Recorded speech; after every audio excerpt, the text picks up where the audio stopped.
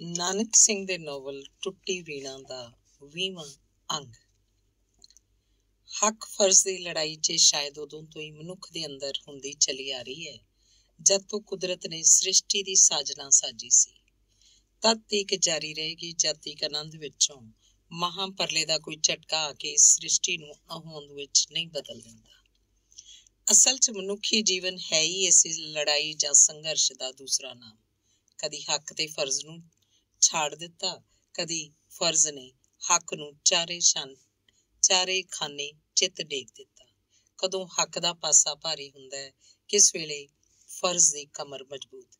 ਇਹ ਇੱਕ ਐਸਾ ਉਲਝਵਾਂ ਸਵਾਲ ਹੈ ਜਿਹਦਾ ਹੱਲ ਸ਼ਾਇਦ ਅਜੇ ਤੱਕ ਮਨੁੱਖੀ ਦਿਮਾਗ ਨੂੰ ਲੱਭਿਆ ਨਹੀਂ। ਹੱਕ ਪਾਸ ਖੁਦਦਾਰੀ ਦਾ ਹਥਿਆਰ ਹੁੰਦਾ ਹੈ ਤੇ ਫਰਜ਼ ਪਾਸ ਤਿਆਗ ਦਾ, ਤੇ ਜਦੋਂ ਇਹਨਾਂ ਦੋਹਾਂ ਦੇ ਹਥਿਆਰ ਆਪੋ 'ਚ ਭਿੜ ਪੈਂਦੇ ਹਨ ਤਾਂ ਵਿਚਾਰੇ ਮਨੁੱਖ ਦੀ ਹਾਲਤ ਉਸ ਖੇਤ ਵਰਗੀ ਹੁੰਦੀ ਹੈ ਜਿਸ ਵਿੱਚ ਦੋ ਸਾਨ ਲੜ ਰਹੇ ਹੋਣ। ਅੱਜ ਅਸੀਂ ਪ੍ਰਤਿਮਾ ਨੂੰ ਇਸੇ ਹੱਕ ਤੇ ਫਰਜ਼ ਦੀ ਲੜਾਈ ਦਾ ਮੈਦਾਨ ਵੇਖ ਰਹੇ ਹਾਂ। ਹੱਕ ਉਹਦੇ ਅੰਦਰੋਂ ਪੁਕਾਰ ਕੇ ਕਹਿ ਰਿਹਾ ਹੈ, ਕਿਉਂ ਸ਼ੇਰ ਨੂੰ ਪਿੰਜਰੇ 'ਚ ਬੰਦ ਕਰਕੇ ਘਾਹ ਖਾਣ ਲਈ ਮਜਬੂਰ ਕੀਤਾ ਜਾਏ? ਕੀ ਉਹ ਮਾਸ ਖਾਣ ਦਾ ਹੱਕਦਾਰ ਨਹੀਂ? ਕੀ ਉਹ ਪਿੰਜਰੇ ਦੀਆਂ ਕੜੀਆਂ ਤੋੜ ਕੇ ਨਿਕਲ ਭੱਜਣ ਦਾ ਹੱਕਦਾਰ ਨਹੀਂ? ਤੇ ਦੂਜੇ ਪਾਸੇ ਫਰਜ਼ ਕਹਿ ਰਿਹਾ ਹੈ, ਇਹ ਉਹਦਾ ਦ੍ਰਿੜਤਾ ਦਾ ਤੇ ਉਹਦੀ ਸਹਿਣਸ਼ੀਲਤਾ ਦਾ ਇਮਤਿਹਾਨ ਹੈ। ਬਿਨਾਂ ਹੀਲ ਹੁਜਤ, ਬਿਨਾਂ ਚੂੰ ਚਰਾਂ ਤੋਂ ਉਹਨੂੰ ਭਾਣੇ 'ਚ ਸ਼ੱਕ ਰਹਿਣਾ ਚਾਹੀਦਾ ਹੈ। ਮੁੱਕਦੀ ਗੱਲ ਕਿ ਪ੍ਰਤਿਮਾ ਵਿੱਚ ਦੋਵੇਂ ਬਾਹਾਂ ਇਸ ਵੇਲੇ ਪ੍ਰਤਿਮਾ ਦੀਆਂ ਦੋਵੇਂ ਬਾਹਾਂ ਇਸ ਵੇਲੇ ਦੋਹਾਂ ਨੇ ਫੜੀਆਂ ਹੋਈਆਂ। ਇੱਕ ਤਾਕਤ ਉਹਨੂੰ ਆਪਣੇ ਵੱਲ ਖਿੱਚ ਰਹੀ ਹੈ, ਦੂਜੀ ਆਪਣੇ ਵੱਲ ਧੂ ਰਹੀ ਹੈ, ਤੇ ਪ੍ਰਤਿਮਾ ਦੀ ਰੂਹ ਦੋਹਾਂ ਖਿੱਚਦੀਆਂ ਬਾਹਾਂ ਦੇ ਵਿਚਾਲੇ ਉਸਦੀ ਨਾਜ਼ੁਕ ਹਿੱਕੜੀ 'ਚ ਅੱਧ ਕੁੱਠੇ ਕੁੱਕੜ ਵਾਂਗ ਫੜਫੜਾ ਰਹੀ ਹੈ। ਮਾਦਕਤਾ ਦੀ ਅੱਗ 'ਚ ਭੁੱਜਦਾ ਹੋਇਆ ਫਤਿਹ ਚੰਦ ਹਰ ਵੇਲੇ ਪ੍ਰੇਤ ਦੀ ਆਤਮਾ ਵਾਂਗ ਪ੍ਰਤਿਮਾ ਦੇ ਮਗਰ ਹੀ ਰਹਿੰਦਾ ਹੈ, ਤੇ ਜਿਉਂ-ਜਿਉਂ ਉਸ ਵੱਲ ਅਗਾਂਹ ਵਧੀ ਜਾਂਦਾ ਹੈ ਉਹ ਨਫ਼ਰਤ ਨਾਲ ਭਰ ਜਾਂਦੀ ਹੈ। ਜਵਾਨੀ ਨੂੰ ਜਾਦੂ ਨਾਚ ਨੱਚਦਿਆਂ ਵੇਖ ਕੇ ਬੁਢੇਪਾ ਜਿਉਂ-ਜਿਉਂ ਉਹਨੂੰ ਫੜਨ ਲਈ ਹੱਥ ਵਧਾਉਂਦਾ ਹੈ, ਉਹ ਮ੍ਰਿਗ ਤ੍ਰਿਸ਼ਨਾ ਦਾ ਪਾਣੀ ਬਣ ਕੇ ਦੂਰ ਹੀ ਦੂਰ ਹੁੰਦੀ ਜਾਂਦੀ ਹੈ। ਜਿੰਨੀ ਵਾਰ ਵੀ ਫਤਿਹ ਚੰਦ ਉਸ ਹੁਸਨ ਦੀ ਸ਼ਮਾ ਵੱਲ ਨਜ਼ਰ ਭਰ ਕੇ ਤੱਕਦਾ, ਉਨੀ ਵਾਰ ਉਹਦੇ ਅੰਦਰ ਚਾਹ ਨਹੀਂ, ਹਿਰਸ ਦੀ ਸੜਨ ਜਿਹੀ ਪੈਦਾ ਹੋ ਜਾਂਦੀ, ਤੇ ਉਹਦਾ ਦਿਲ ਇਹੋ ਚਾਹੁੰਦਾ ਕਿ ਸਮੁੱਚੀ ਪ੍ਰਤਿਮਾ ਨੂੰ ਚੁੱਕ ਕੇ ਉਹ ਆਪਣੇ ਅੰਦਰ ਭਰ ਲਵੇ ਤੇ ਐਸੀ ਥਾਂ ਲੁਕਾ ਕੇ ਰੱਖੇ ਜਿੱਥੇ ਉਸ ਤੋਂ ਬਿਨਾਂ ਹੋਰ ਕੋਈ ਉਹਦੀ ਅੱਖ ਪ੍ਰੀਤਮਾ ਵੱਲ ਤੱਕ ਹੀ ਨਾ ਸਕੇ। ਪ੍ਰਤਿਮਾ ਦੀ ਅਛੂਤੀ ਸੁੰਦਰਤਾ ਨੂੰ ਉਹ ਇੱਕੋ ਡੀਕ ਲਾ ਕੇ ਪੀ ਜਾਏ। ਇੱਧਰ ਪ੍ਰਤਿਮਾ ਹੈ ਕਿ ਪਤੀ ਦੀ ਹਵਸ, ਇੱਕ ਕਾਮ ਭੁੱਖ ਹਰ ਵੇਲੇ ਤਿਨਕਾ ਬਣ ਕੇ ਉਹਦੀਆਂ ਅੱਖਾਂ 'ਚ ਰੜਕਦੀ ਰਹਿੰਦੀ ਹੈ, ਪਰ ਇਸ ਅਸਹਿ ਰੜਕਦੇ ਹੁੰਦਿਆਂ ਵੀ ਉਹ ਅੱਖਾਂ ਨੂੰ ਹਸਾਉਣ ਦੇ ਯਤਨ 'ਚ ਰਹਿੰਦੀ ਹੈ। ਸਮੇਂ ਦਾ ਚੱਕਰ ਚੱਲਦਾ ਗਿਆ, ਹੋਣੀ ਦੀ ਕਲਮ ਆਪਣੇ ਕਾਲੇ ਲੇਖ ਲਿਖਦੀ ਚਲੀ ਗਈ। ਦਿਨ ਢਲਦਾ, ਰਾਤ ਪੈਂਦੀ, ਉਸ ਤੋਂ ਬਾਅਦ ਦਿਨ ਫੇਰ ਚੜ੍ਹਦਾ। ਇਸ ਰਹਿਣ ਦਿਵਸ ਦੇ ਚੱਕਰ ਦੀਆਂ ਘੜੀਆਂ ਇੱਕ ਦੂਜੀ ਤੋਂ ਵੱਧ ਬੋਝਲ ਹੋ ਪਰ ਪ੍ਰਤਿਮਾ ਦੀ ਜੀਵਨ ਕਿਸ਼ਤੀ 'ਚ ਲੱਦੀ ਦੀਆਂ ਜਾ ਰਹੀਆਂ ਸਨ। ਕਿਸ਼ਤੀ ਬੋਝਲ ਹੁੰਦੀ ਜਾ ਰਹੀ ਸੀ। ਸਾਹ ਘੁੱਟ ਕੇ ਮਰ ਜਾਣਾ ਸ਼ਾਇਦ ਇੰਨਾ ਮੁਸ਼ਕਿਲ ਨਹੀਂ ਹੋਣਾ ਹੁੰਦਾ ਜਿੰਨੀ ਮੁਸ਼ਕਿਲ ਉਹ ਹਾਲਤ ਹੁੰਦੀ ਹੈ ਜਦੋਂ ਹਰ ਸੁਆਸ ਦੇ ਨਾਲ ਕੋਈ ਭਿਆਨਕ ਜ਼ਹਿਰ ਰਲ ਕੇ ਆਦਮੀ ਅੰਦਰ ਜਮਾ ਹੋ ਰਿਹਾ ਹੋਵੇ। ਪਤੀ ਦੀ ਨਫ਼ਰਤ ਠੀਕ ਇਸੇ ਤਰ੍ਹਾਂ ਦਾ ਜ਼ਹਿਰ ਬਣ ਕੇ ਪ੍ਰਤਿਮਾ ਦੇ ਅੰਦਰ ਇਕੱਠੀ ਹੁੰਦੀ ਜਾ ਰਹੀ ਸੀ। ਉਹ ਨਹੀਂ ਸੀ ਸਮਝ ਸਕਦੀ ਕਿਹੜੇ ਵੇਲੇ ਜ਼ਹਿਰ ਦਾ ਅੰਬਾਰ ਉਹਦਾ ਦਿਲ ਚੀਰ ਕੇ ਉਹਦੀ ਛਾਤੀ ਪਾੜ ਕੇ ਬਾਹਰ ਆ ਜਾਏਗਾ ਤੇ ਉਹਦਾ ਬਨੌਟੀ ਸਾਂਗ ਛਿੰਨ ਭਿੰਨ ਹੋ ਜਾਏਗਾ। ਪਰ ਇਹਨਾਂ ਹੁਣ ਤੇ ਵੀ ਸਮੇਂ ਦਾ ਚੱਕਰ ਨਹੀਂ ਰੁਕਿਆ। ਉਹ ਚੱਲਦਾ ਗਿਆ ਤੇ ਚੱਲਦਾ ਹੀ ਗਿਆ। ਪ੍ਰਤਿਮਾ ਨੂੰ ਸਹੁਰੇ ਆਇਆਂ 3 ਹਫ਼ਤੇ ਹੋ ਚੁੱਕੇ ਸਨ। ਪਹਿਲੇ ਹਫ਼ਤੇ ਉਹਨੂੰ ਗੰਗਾ ਰਾਮ ਦੀ ਚਿੱਠੀ ਆਈ ਕਿ ਉਹ ਲਾਹੌਰ ਨੂੰ ਛੱਡ ਕੇ ਪਿੰਡ ਜਾ ਰਿਹਾ। ਉਹਦੀ ਸਿਹਤ ਹੁਣ ਅੱਗੇ ਜਿੰਨੀ ਢਿੱਲੀ ਨਹੀਂ ਹੈ। ਹੋ ਸਕੇ ਤਾਂ ਪ੍ਰਤਿਮਾ ਇੱਕ ਵਾਰੀ ਆ ਕੇ ਉਹਨੂੰ ਮਿਲ ਜਾਏ। ਉਹ ਖੁਦ ਆਉਂਦਾ, ਪਰ ਰੇਲ ਦੀਆਂ ਭੀੜਾਂ ਤੇ ਸਿਹਤ ਦੀ ਖਰਾਬੀ ਨੇ ਉਹਦਾ ਰਸਤਾ ਰੋਕਿਆ ਹੋਇਆ। ਪ੍ਰਤਿਮਾ ਨੇ ਪਤੀ ਪਾਸੋਂ ਜਾਣ ਦੀ ਆਗਿਆ ਮੰਗੀ, ਪਰ ਫਤਿਹ ਚੰਦ ਦਾ ਉੱਤਰ ਸੀ, ਪ੍ਰਤਿਮਾ, ਮੈਂ ਤੇਰੇ ਬਿਨਾਂ ਇੱਕ ਦਿਨ ਲਈ ਵੀ ਜਿਉਂਦਾ ਨਹੀਂ ਰਹਿ ਸਕਾਂਗਾ। ਜੇ ਮੇਰੀ ਜ਼ਿੰਦਗੀ ਦੀ ਤੈਨੂੰ ਲੋੜ ਹੈ ਤੇ ਹਾਲੇ ਕੁਝ ਦਿਨ ਠਹਿਰ ਜਾ। ਪ੍ਰਤਿਮਾ ਦਿਲ ਮਹਿਸੂਸ ਕੇ ਰਹਿ ਗਈ।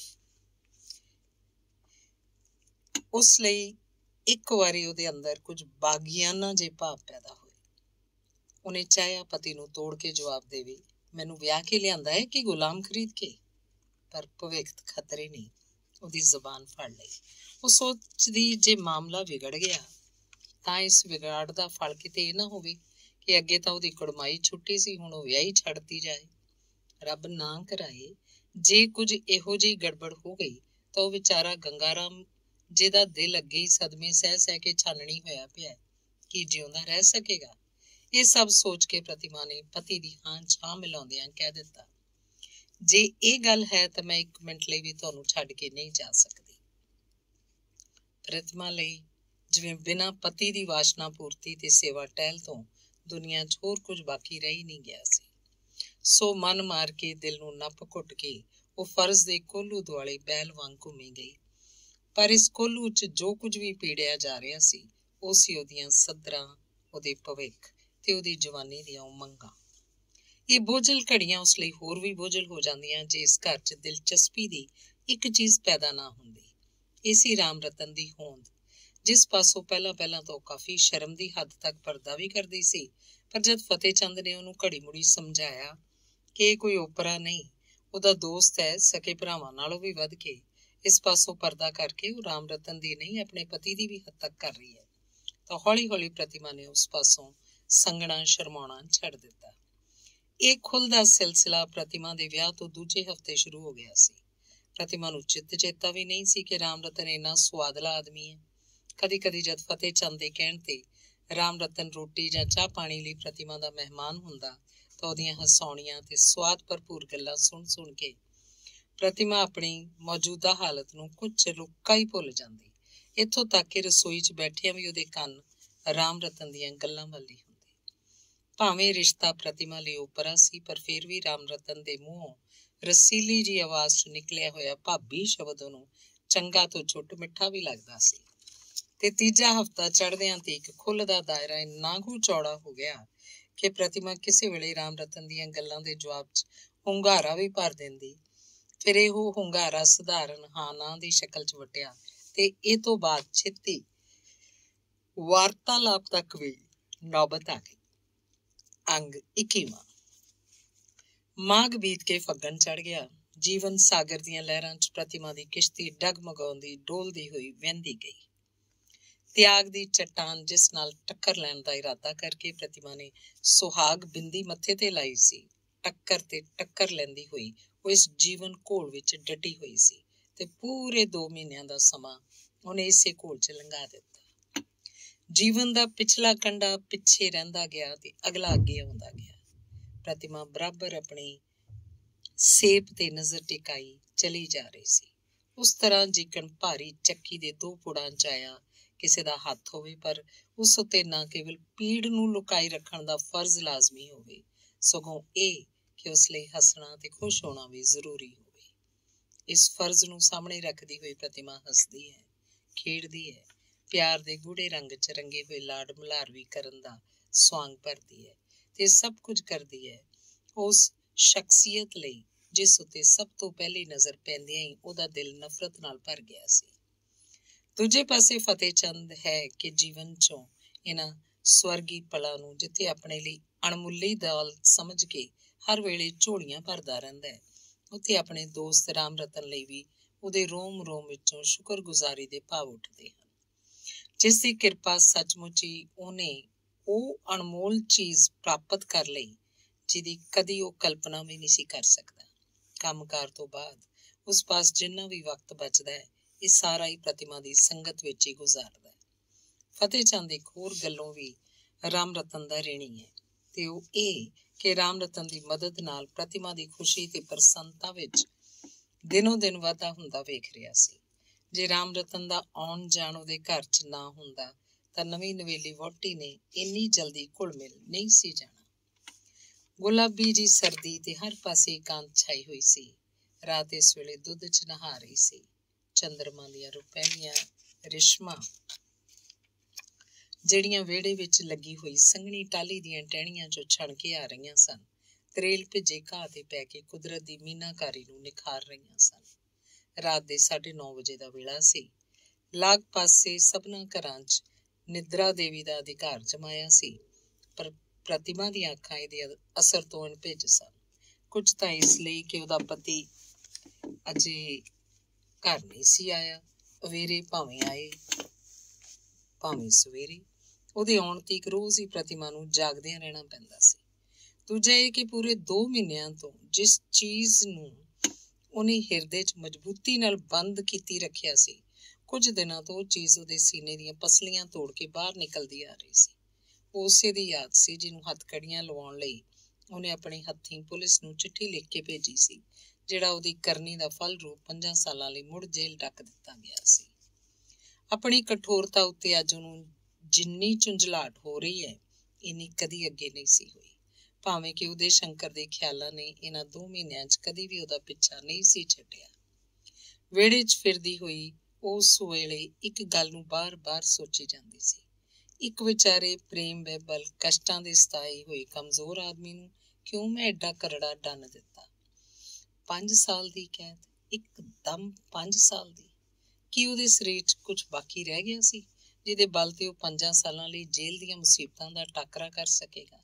ਨਹੀਂ, 5 ਸਾਲ ਛੱਡ ਕੇ 5 ਮਹੀਨੇ ਵੀ ਨਹੀਂ। ਆਹ ਤੱਕ ਕਿ ਜਿਸ ਪ੍ਰਤਿਮਾ ਨੂੰ ਉਹ ਆਪਣੇ ਹਿਰਦੇ ਦੀ ਦੇਵੀ ਤੇ ਆਪਣੇ ਜੀਵਨ ਦੀ ਜੋਤ ਸਮਝਦਾ ਸੀ, ਕਿ ਉਹੀ ਪ੍ਰਤਿਮਾ ਉਹਦੀ ਮੌਤ ਸਾਬਤ ਹੋਏਗੀ। ਉਹ ਵਿਹੜੇ 'ਚ ਫਿਰਦੀ ਰਹੀ, ਇਹਨਾਂ ਸੋਚਾਂ ਦੀਆਂ ਡੂੰਘਾਈਆਂ 'ਚ ਡੁੱਬਦੀ ਚਲੀ ਗਈ। ਜਿਉਂ ਹੀ ਉਹਦੀਆਂ ਅੱਖਾਂ ਵੇਖਦਿਆਂ ਭੇਡ 'ਚ ਘਿਰੇ ਹੋਏ ਉਦੇ ਸ਼ੰਕਰ ਦੇ ਹੱਥਾਂ ਨੂੰ, ਜਿਹੜੇ ਹੱਥਕੜੀਆਂ 'ਚ ਕੱਸੇ ਹੋਏ ਉਹਨੇ ਅੱਜ ਤੋਂ 2 ਮਹੀਨੇ ਪਹਿਲਾਂ ਵੇਖੇ ਸੀ, ਤਾਂ ਉਹਦੇ ਅੰਦਰ ਜਿਵੇਂ ਹੰਝੂਆਂ ਦਾ ਤੂਫਾਨ ਜਿਹਾ ਉੱਠ ਖਲੋਂਦਾ। ਹੰਝੂ ਵਹੀ ਜਾਂਦੇ, ਪ੍ਰਤਿਮਾ ਦੇ ਹਿਰਦੇ 'ਚ ਜਵਾਰ ਭਰਾਟਾਂ ਦੀਆਂ ਲਹਿਰਾਂ ਉੱਠੀ ਜਾਂਦੀਆਂ। ਸਭ ਤੋਂ ਬਹੁਤੀਆਂ ਚਸਕਾਂ ਉਹਦੇ ਦਿਲ 'ਚ ਜਿਹੜੀ ਗੱਲ ਸੋਚ ਕੇ ਇਸ ਵੇਲੇ ਪੈਦਾ ਹੋ ਰਹੀਆਂ ਸਨ, ਉਹ ਇਹ ਸਨ, ਚਲੋ ਮੰਨ ਲਿਆ ਇਹ ਜੋ ਕੁਝ ਮੈਂ ਕੀਤਾ ਮਨੁੱਖਤਾ ਦੇ ਕਿਸੇ ਅਸੂਲ ਤੋਂ ਪ੍ਰੇਰਿਤ ਹੋ ਕੇ ਸਹੀ, ਪਰ ਕੀ ਮੈਂ ਇੰਨਾ ਵੀ ਨਾ ਕਰ ਸਕੀ ਕਿ ਚਿੱਠੀ 'ਚ 4 ਸਤਰਾਂ ਲਿਖ ਕੇ ਉਹਦੇ ਦਿਲ ਨੂੰ ਧਰਵਾਸ ਦਿੰਦੀ? ਪਤਾ ਨਹੀਂ ਉਹ ਕੀ ਖਿਆਲ ਕਰਦਾ ਹੋਏਗਾ, ਕਿਹੜੇ ਭਿਆਨਕ ਰੂਪਾਂ 'ਚ ਮੇਰੀ ਤਸਵੀਰ ਨੂੰ ਵੇਖਦਾ ਹੋਏਗਾ। ਵਿਸ਼ਵਾਸਘਾਤਣੀ, ਮਿੱਤਰ ਧਰੋਈ ਤੇ ਹੋਰ ਕਿਹੜੇ ਖਿਤਾਬ ਮੈਨੂੰ ਦੇਈ ਜਾਂਦਾ ਹੋਏਗਾ। ਫਿਰ ਉਸ ਹਾਲਤ ਵਿੱਚ ਜਦ ਕਿ 2 ਮਹੀਨਿਆਂ 'ਚ ਇੱਕ ਵਾਰੀ ਵੀ ਮੇਰੇ ਵੱਲੋਂ ਉਹਨੂੰ ਕਾਗਜ਼ ਦਾ ਪੁਰਜ਼ਾ ਤੱਕ ਨਹੀਂ ਪਹੁੰਚਿਆ। ਤੇ ਇਸ ਤੋਂ ਝੱਟ ਬਾਅਦ ਪ੍ਰਤਿਮਾ ਆਪ ਹੀ ਆਪਣੇ ਦੋਸ਼ਾਂ ਤੋਂ ਬਰੀ ਹੋਣ ਲਈ ਦਲੀਲਾਂ ਲੱਭਣ ਲੱਗ ਪੈਂਦੀ।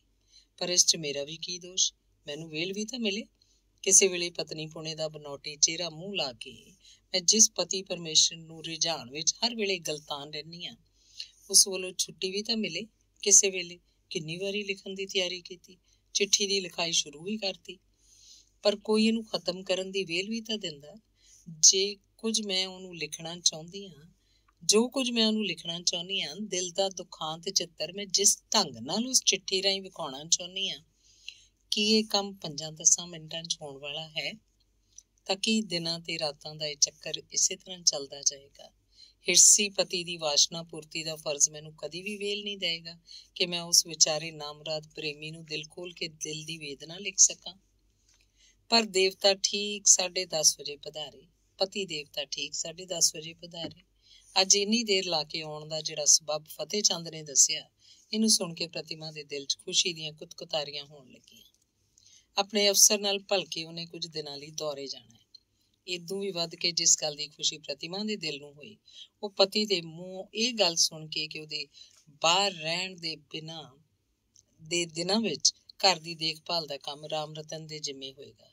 ਮਾਨੋ ਪ੍ਰਤਿਮਾ ਦੇ ਕਸ਼ਟਮਈ ਜੀਵਨ 'ਚ ਇਹ ਕੁਝ ਦਿਨਾਂ ਦਾ ਸਮਾਂ ਇੱਕ ਸੁਨਹਿਰੀ ਸਮਾਂ ਹੋਏਗਾ। ਉਹਨੂੰ ਸੁੱਖ ਦਾ ਸਾਹ ਆਇਆ।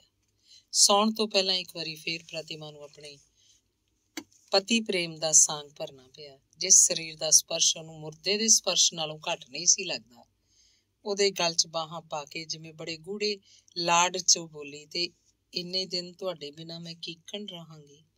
ਫਿਕਰ ਨਾ ਕਰ ਮੇਰੀ ਰਾਣੀ, ਫਤਿਹ ਚੰਦ ਨੇ ਆਪਣਾ ਸੜਿਆਂਦ ਮਾਰਦਾ ਮੂੰਹ ਉਹਦੇ ਹੋਠਾਂ ਪਾਸ ਲਿਜਾ ਕੇ ਕਿਹਾ। ਇੰਨਾ ਉਦਾਸ ਨਹੀਂ ਹੋਣਾ ਚਾਹੀਦਾ, ਮੈਂ ਜਲਦੀ ਆਉਣ ਦੀ ਕੋਸ਼ਿਸ਼ ਕਰਾਂਗਾ। ਸਰਕਾਰੀ ਨੌਕਰੀ ਜੋ ਹੋਈ, ਨਹੀਂ ਤੇ ਮੇਰੇ ਦਿਲ ਕੋਲੋਂ ਪੁੱਛ ਕੇ ਨਹੀਂ ਵੇਖਦੀ। ਦੂਜੇ ਦਿਨ ਜਦ ਫਤਿਹ ਚੰਦ ਆਪਣਾ ਕੱਪੜਾ ਲੱਤਾ ਸੰਭਾਲ ਕੇ ਘਰੋਂ ਨਿਕਲਿਆ, ਤਾਂ ਪ੍ਰਤਿਮਾ ਨੂੰ ਜਾਪਿਆ ਜਿਵੇਂ ਉਹਦੇ ਦਿਲ ਤੋਂ ਕਿਸੇ ਨੇ ਸੈਂਕੜੇ ਮਣ ਭਾਰ ਲਾ ਦਿੱਤਾ ਹੈ। ਉਹਨੂੰ ਅਮਨ ਦਾ ਸਾਹ ਆਇਆ, ਤੇ ਉਹਦੇ ਚਲੇ ਜਾਣ ਤੋਂ ਬਾਅਦ ਸਭ ਤੋਂ ਪਹਿਲਾਂ ਜਿਨ੍ਹਾਂ ਚੀਜ਼ਾਂ ਵੱਲ ਪ੍ਰਤਿਮਾ ਦਾ ਧਿਆਨ ਗਿਆ, ਇਹ ਸਨ ਕਲਮ, ਦੁਆਤ ਤੇ ਕਾਗਜ਼। ਅੰਗ 22ਵਾਂ। ਪਿੰਜਰਾ ਪੰਛੀ ਲਈ ਕਦੀ ਵੀ ਸੁਖਦਾਈ ਨਹੀਂ ਹੋ ਸਕਦਾ, ਭਾਵੇਂ ਉਹ ਸੋਨੇ ਦਾ ਹੀ ਕਿਉਂ ਨਾ ਹੋਵੇ। ਐਤਕੀ ਉਦੇ ਸ਼ੰਕਰ ਨੂੰ 5 ਸਾਲਾਂ ਦੀ ਕੈਦ ਠੁਕੀ, ਸ਼ਾਇਦ ਇਸ ਕਰਕੇ ਕਿ ਅਸਲੀ ਜੁਰਮ ਤੋਂ ਛੁੱਟ ਤਸ਼ੱਦਦ ਕਰਨ ਤੇ ਮਫਰੂਰ ਹੋਣ ਦੀ ਸਜ਼ਾ ਵੀ ਇਸ 'ਚ ਸ਼ਾਮਲ ਕੀਤੀ ਗਈ। ਉਹਨੂੰ ਐਤਕੀ A ਜਾਂ B ਕਲਾਸ ਮਿਲਣ ਦਾ ਸਵਾਲ ਹੀ ਪੈਦਾ ਨਹੀਂ ਹੋਇਆ, ਜਦਕਿ ਜੇਲ੍ਹ 'ਚ ਪਹੁੰਚਦਿਆਂ ਹੀ ਉਹਨੂੰ ਹਸਪਤਾਲ 'ਚ ਦਾਖਲ ਹੋਣਾ ਪੈ ਗਿਆ। ਹਸਪਤਾਲ 'ਚ ਉਹਨੂੰ ਹਰ ਤਰ੍ਹਾਂ ਦਾ ਆਰਾਮ ਪਹੁੰਚਾਇਆ ਜਾਂਦਾ, ਦੂਜੇ ਬਿਮਾਰ ਕੈਦੀਆਂ ਨਾਲੋਂ ਵੀ ਕਿਤੇ ਵੱਧ। ਪਰ ਕੀ ਉਹਦੇ ਮਨ ਦੀ ਸੰਤੁਸ਼ਟਤਾ ਲਈ ਇਹ ਕਾਫੀ ਸੀ? ਜੇਲ੍ਹ ਦੇ ਹਸਪਤਾਲ 'ਚ ਜਿਹੜਾ ਡਾਕਟਰ ਲੱਗਾ ਹੋਇਆ ਸੀ, ਉਹ ਡਾਕਟਰ ਸੇਠੀ ਦਾ ਮਿੱਤਰ ਸੀ। ਇਹ ਤੋਂ ਛੁੱਟ ਉਂਝ ਵੀ ਬੜਾ ਨੇਕ ਤੇ ਨਰਮ ਦਿਲ ਆਦਮੀ ਸੀ। ਬਿਮਾਰ ਕੈਦੀਆਂ ਦੀਆਂ ਸ਼ਰਾਰਤਾਂ ਤੇ ਬਦਮਾਸ਼ੀਆਂ ਤੋਂ ਬਹੁਤ ਵਾਰੀ ਉਹ ਹੱਦੋਂ ਵੱਧ ਛਿੱਥਾ ਪੈ ਜਾਂਦਾ ਸੀ। ਫਿਰ ਵੀ ਵਿਗਿਆਨ ਦਾ ਜਾਣੂ ਹੋਣ ਕਰਕੇ ਉਹ ਹਮੇਸ਼ਾ ਉਹਨਾਂ ਨਾਲ ਰਹਿਮਦਿਲੀ ਦਾ ਹੀ ਵਰਤਾਓ ਕਰਦਾ ਸੀ। ਹਸਪਤਾਲ 'ਚ ਦਾਖਲ ਹੋਣ ਲਈ ਕੈਦੀ ਕਈ ਤਰ੍ਹਾਂ ਦੇ ਬਨੌਟੀ ਢੰਗਾਂ ਨਾਲ ਆਪਣੇ ਆਪ ਨੂੰ ਬਿਮਾਰ ਕਰ ਲੈਂਦੇ ਹਨ। ਕੋਈ ਸਾਬਣ ਘੋਲ ਕੇ ਪੀ ਲੈਂਦਾ ਤਾਂ ਕਿ ਉਹਨੂੰ ਟੱਟੀਆਂ ਲੱਗ ਜਾਣ, ਕੋਈ ਬੁਖਾਰ ਚੜਾਉਣ ਲਈ ਬਾਹਰੋਂ ਕੁਝ ਮੰਗਾ ਕੇ ਵਰਤ ਲੈਂਦਾ, ਕਈ ਅੱਖਾਂ 'ਚ ਮਿਰਚਾਂ ਵਾਲਾ ਪਾਣੀ ਪਾ ਕੇ ਅੱਖਾਂ ਦੇ ਰੋਗੀ ਬਣ ਪੈਂਦੇ ਹੈ, ਕੋਈ ਸਿਰ ਪੀੜ ਤੇ ਕੋਈ ਪਸਲੀ 'ਚ ਦਰਦ ਦੀ ਰੱਟ ਲਾਈ ਰੱਖਦੇ ਹੈ। ਇਹ ਸਭ ਕੁਝ ਉਹ ਲੋਕ ਕੇਵਲ ਮੁਸ਼ੱਕਤ ਤੋਂ ਬਚਣ ਲਈ ਹੀ ਨਹੀਂ, ਸਗੋਂ ਇਸ ਲਈ ਵੀ ਕਰਦੇ ਹੈ ਕਿ ਹਸਪਤਾਲ 'ਚ ਜ਼ਰਾ ਚੰਗੀ ਖੁਰਾਕ ਤੋਂ ਛੁੱਟ ਅੱਧ ਸੇਰ ਰੋਜ਼ਾਨਾ ਦੁੱਧ ਵੀ ਮਿਲ ਜਾਂਦਾ ਹੈ।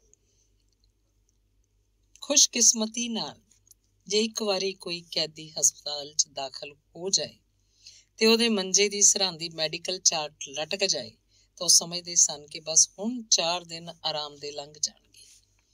ਕਈ ਕੈਦੀ ਤਾਂ ਦਰੋਗੇ ਜਾਂ ਅਸਿਸਟੈਂਟ ਦਰੋਗੇ ਨੂੰ ਸਿਰਫ ਇਸੇ ਮਤਲਬ ਲਈ ਦੂਣੀ ਚੌਣੀ ਰਿਸ਼ਵਤ ਭਰਦੇ ਹੈ ਕਿ ਉਹਨਾਂ ਤੋਂ ਵੱਧ ਸਮਾਂ ਹਸਪਤਾਲ 'ਚ ਰੱਖਿਆ ਜਾਵੇ।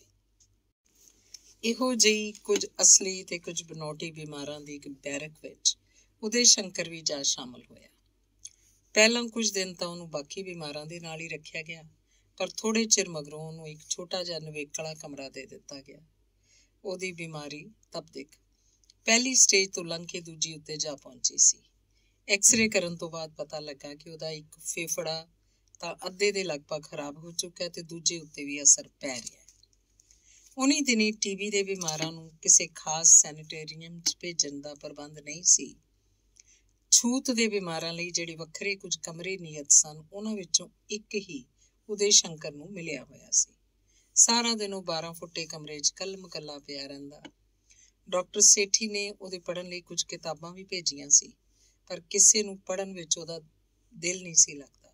ਕਿਤਾਬ ਫੜਦਾ, ਬੇਦਿਲੀ ਨਾਲ ਉਹਦੇ ਸਫ਼ੇ ਉਥਲਦਾ, ਇੱਕ ਅੱਧ ਸਫ਼ਾ ਪੜ੍ਹਨ ਤੋਂ ਬਾਅਦ ਮੁੜ ਠੱਪ ਕੇ ਰੱਖ ਦਿੰਦਾ। ਉਹਨੂੰ ਇਸ ਤਰ੍ਹਾਂ ਜਾਪਦਾ ਜਿਵੇਂ ਦੁਨੀਆ ਦੀ ਕਿਸੇ ਵੀ ਚੀਜ਼ 'ਚ ਉਹਦੀ ਦਿਲਚਸਪੀ ਨਹੀਂ ਰਹੀ। ਆਪਣੇ ਅੱਗੇ ਪਿੱਛੇ ਸੱਜੇ ਖੱਬੇ ਹਰ ਪਾਸੇ ਉਹਨੂੰ ਇੱਕ ਧੁੰਦ ਜਿਹੀ, ਇੱਕ ਹਨੇਰਾ ਜਿਹਾ ਪਸਰਿਆ ਹੋਇਆ ਦਿਖਾਈ ਦਿੰਦਾ। ਕਦੀ ਉਹ ਇਸ ਤਰ੍ਹਾਂ ਮਹਿਸੂਸ ਕਰਦਾ ਜਿਵੇਂ ਆਕਾਸ਼ ਦੀ ਬਹੁਤ ਸਾਰੀ ਉਚਾਈ ਤੋਂ ਹੇਠਾਂ ਵੱਲ ਡਿੱਗਦਾ ਜਾ ਰਿਹਾ ਹੈ ਤੇ ਬਸ ਪਟਕਿਆ। ਉਹਦਾ ਟੈਂਪਰੇਚਰ ਨਾਰਮਲ ਤੋਂ 1.5-2 ਡਿਗਰੀ ਹਮੇਸ਼ਾ ਉੱਪਰ ਰਹਿੰਦਾ ਸੀ। ਸਭ ਤੋਂ ਵੱਧ ਦੁੱਖ ਉਹਨੂੰ ਇਸ ਗੱਲ ਦਾ ਸੀ ਕਿ ਉਹਦੇ ਜੀਵਨ ਰਾਹ ਦਾ ਪਥ ਪ੍ਰਦਰਸ਼ਕ ਉਹ ਬਾਬਾ ਹੁਣ ਇੱਥੇ ਨਹੀਂ ਸੀ। ਉਹਨੂੰ ਇੱਥੋਂ ਬਦਲ ਕੇ ਕਿਸੇ ਹੋਰ ਜੇਲ੍ਹ 'ਚ ਭੇਜ ਦਿੱਤਾ ਗਿਆ ਸੀ। ਸਵੇਰ ਵੇਲੇ ਉਹਦੀ ਤਬੀਅਤ ਕੁਝ ਆਰਾਸਤੀ ਹੁੰਦੀ, ਪਰ ਜਿਉਂ-ਜਿਉਂ ਸੂਰਜ ਉਤਾਂਹ ਹੁੰਦਾ ਜਾਂਦਾ, ਉਹਦੀ ਤਬੀਅਤ ਵਿੱਚ ਸੁਸਤੀ ਤੇ ਬੇਚੈਨੀ ਵੱਧਦੀ ਜਾਂਦੀ ਤੇ ਸ਼ਾਮ ਨੂੰ ਜਦ ਡਾਕਟਰ ਆ ਕੇ ਉਹਨੂੰ ਥਰਮਾਮੀਟਰ ਲਾਉਂਦਾ ਤਾਂ ਟੈਂਪਰੇਚਰ 101 ਦੇ ਲਗਭਗ ਹੁੰਦਾ। ਉਸ ਦੀ ਖੁਰਾਕ ਲਈ ਖਾਸ ਪ੍ਰਬੰਧ ਸੀ। ਦੋਵੇਂ ਵੇਲੇ ਦਾ ਸ਼ੋਰਬਾ, ਇਹ ਤੋਂ ਛੋਟਾ ਅੰਡੇ, ਦੁੱਧ, ਘਿਓ, ਫਲ ਆਦਿ ਚੀਜ਼ਾਂ ਦੀ ਉਸ ਪਾਸ ਭਰਮਾਰ ਰਹਿੰਦੀ ਸੀ। ਪਰ ਇਹਨਾਂ ਚੀਜ਼ਾਂ ਦਾ 90% ਹਿੱਸਾ ਉਸ ਸੇਵਾਦਾਰ ਦੇ ਪੇਟ 'ਚ ਜਾਂਦਾ ਜਿਹੜਾ ਉਹਦੀ ਦੇਖਭਾਲ ਲਈ ਨਿਯਤ ਸੀ। ਇੱਕ ਅਧਖੜ ਉਮਰ ਦਾ ਮੁਲਤਾਨ ਜ਼ਿਲ੍ਹੇ ਦਾ ਮੁਸਲਮਾਨ ਸੀ। ਉਹਦਾ ਨਾਂ ਸੀ ਰਹਿਮਤ। ਬੜੇ ਪ੍ਰੇਮ ਨਾਲ ਸੇਵਾ ਟਹਿਲ ਕਰਦਾ ਹੋਇਆ ਦੋਵੇਂ ਵੇਲੇ ਰੱਬ ਦੀ ਦਰਗਾਹ 'ਚ ਮਰੀਜ਼ ਲਈ ਚਿਰੰਜੀਵਤਾ ਦੀ ਦੁਆ ਕਰਦਾ। ਪਰ ਇਸ ਦੁਆ 'ਚ ਸ਼ਾਇਦ ਕਦੀ ਵੀ ਉਹਨੇ ਇਹ ਸ਼ਬਦ ਵਰਤੇ ਹੋਣ ਕਿ ਯਾ ਖੁਦਾਵੰਦਾ ਇਹਨੂੰ ਸਿਹਤਯਾਬ ਕਰ, ਇਸ ਲਈ ਕਿ ਮਰੀਜ਼ ਦੀ ਸਿਹਤਯਾਬੀ ਉਸ ਲਈ ਘਾਟੇਵੰਦੀ ਸੀ। ਜਿਸ ਦਿਨ ਦਾ ਉਹ ਇਸ ਬਿਮਾਰ ਦੀ ਸੇਵਾ ਤੇ ਲੱਗਾ, ਉਹਦੇ ਗਲੇ, ਮੱਥੇ, ਬਾਹਾਂ ਦੀਆਂ ਉਭਰੀਆਂ ਹੋਈਆਂ ਨੀਲੀਆਂ ਨਾੜਾਂ ਢਕੀਆਂ ਜਾਣ ਲੱਗ ਪਈਆਂ ਹਨ। ਉਹ ਲੋਭੀ ਜ਼ਰੂਰ ਹੈ, ਪਰ ਉਹਦੇ ਸ਼ੰਕਰ ਨੂੰ ਚੰਗਾ ਲੱਗਦਾ ਹੈ ਤੇ ਉਹ ਆਪਣੇ ਖਾਣ ਲਈ ਆਈਆਂ ਹੋਈਆਂ ਚੀਜ਼ਾਂ ਵਿੱਚ ਖੁਸ਼ੀ ਉਹਦੇ ਹਵਾਲੇ ਕਰ ਦਿੰਦਾ ਹੈ। ਰਹਿਮਤ ਜਿੰਨਾ ਚਿਰ ਉਹਦੇ ਕੋਲ ਹੁੰਦਾ, ਸੱਚੀਆਂ ਝੂਠੀਆਂ ਆਪ ਬੀਤੀਆਂ ਪੁਰਾਣੇ ਢੰਗ ਦੀਆਂ ਕੁਝ ਕਹਾਣੀਆਂ, ਕਿੱਸੇ ਉਹਨੂੰ ਸੁਣਾਉਂਦਾ ਰਹਿੰਦਾ ਹੈ। ਜਿਸ ਕਰਕੇ ਉਦੈ ਸ਼ੰਕਰ ਦਾ ਦਿਲ 2 ਘੜੀਆਂ ਲਈ ਪਰਚਿਆ ਰਹਿੰਦਾ ਹੈ। ਇਸੇ ਹਾਲਤ ਵਿੱਚ ਡੇਢ ਮਹੀਨਾ ਬੀਤ ਗਿਆ। ਫਰਵਰੀ ਅੱਧੇ ਤੋਂ ਬਹੁਤਾ ਲੰਘ ਚੁੱਕਾ ਹੈ, ਜਿਸ ਕਰਕੇ ਸਿਆਲ ਦਾ ਪਾਲਾ ਹੁਣ ਉਨੇ ਜ਼ੋਰ ਨਹੀਂ ਰਿਹਾ। ਪਰ ਉਦੈ ਸ਼ੰਕਰ ਖੰਘ ਤਾਪ ਦੇ ਮਰੀਜ਼ ਲਈ ਇੰਨੀ ਕੁ ਸਰਦੀ ਕਦੀ ਜਦ ਹਵਾ ਚੱਲ ਪਏ ਦੁਖਦਾਇਕ ਜਾਪਣ ਲੱਗ ਪੈਂਦੀ ਹੈ। ਰਹਿਮਤਾ। ਇੱਕ ਦੁਪਹਿਰੇ ਜਦ ਰਹਿਮਤ ਉਸ ਲਈ ਦੁੱਧ ਗਰਮ ਕਰ ਰਿਹਾ ਸੀ ਤਾਂ ਉਦੈ ਸ਼ੰਕਰ ਨੇ ਉਹਨੂੰ ਪੁੱਛਿਆ, ਯਾਰ ਇੱਕ ਗੱਲ ਦੱਸ, ਤੂੰ ਜਵਾਨੀ ਵੇਲੇ ਕਦੀ ਕਿਸੇ ਨਾਲ ਮੁਹੱਬਤ ਵੀ ਕੀਤੀ ਸੀ? ਲਾ ਹੌਲ ਵਲਾ ਕੁਵਤ ਅੱਲਾ। ਰਹਿਮਤ ਨੇ ਪੇਡਾ ਜਿਹਾ ਮੂੰਹ ਬਣਾ ਕੇ ਕਿਹਾ, ਸਰਦਾਰ ਜੀ, ਮੁਹੱਬਤ? ਅੱਲਾ ਮੀਆਂ, ਇਹ ਜ਼ਹਿਮਤ ਕਿਸੇ ਦੇ ਗਲ ਨਾ ਪਾਏ। ਰੰਨ ਕਿਸੇ ਦੀ ਮਿੱਤਰ ਨਹੀਂ ਹੁੰਦੀ ਸਰਦਾਰ ਜੀ। ਪੀਲੋ ਸ਼ਾਇਰ ਨੇ ਐਵੇਂ ਤੇ ਨਹੀਂ ਆਖਿਆ ਕਿ ਭੱਠ ਰੰਨਾਂ ਦੀ ਦੋਸਤੀ ਖੁਰੀ ਜਿਨ੍ਹਾਂ ਦੀ ਮੱਤ, ਜਿਹੜੀਆਂ ਹੱਸ ਕੇ ਲਾਵਣ ਯਾਰੀਆਂ ਪਿੱਛੋਂ ਰੋ ਕੇ ਦਿੰਦੀਆਂ ਦੱਸ।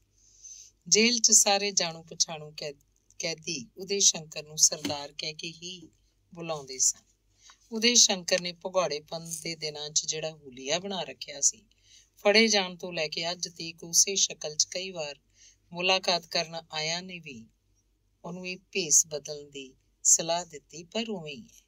ਤੇ ਜੇਲ੍ਹ ਦੇ ਨਾਈ ਨੂੰ ਵੀ ਉਹਨੇ ਇੱਕ ਅੱਧ ਵਾਰੀ ਸੱਦ ਭੇਜਿਆ, ਪਰ ਫਿਰ ਵੀ ਉਹਨੇ ਹਜਾਮਤ ਨਹੀਂ ਕਰਾਈ। ਹੋ ਸਕਦਾ ਹੈ ਇਹਦਾ ਕਾਰਨ ਉਹਦਾ ਆਲਸ ਤੇ ਸਰੀਰਕ ਲਾਪਰਵਾਹੀ ਹੋਵੇ, ਜਾਂ ਸਿੱਖੀ ਬਾਣੇ ਨਾਲ ਕੁਝ ਉਨਸ। ਰਹਿਮਤ ਨੇ ਆਪਣਾ ਕਿੱਸਾ ਜਾਰੀ ਰੱਖਿਆ।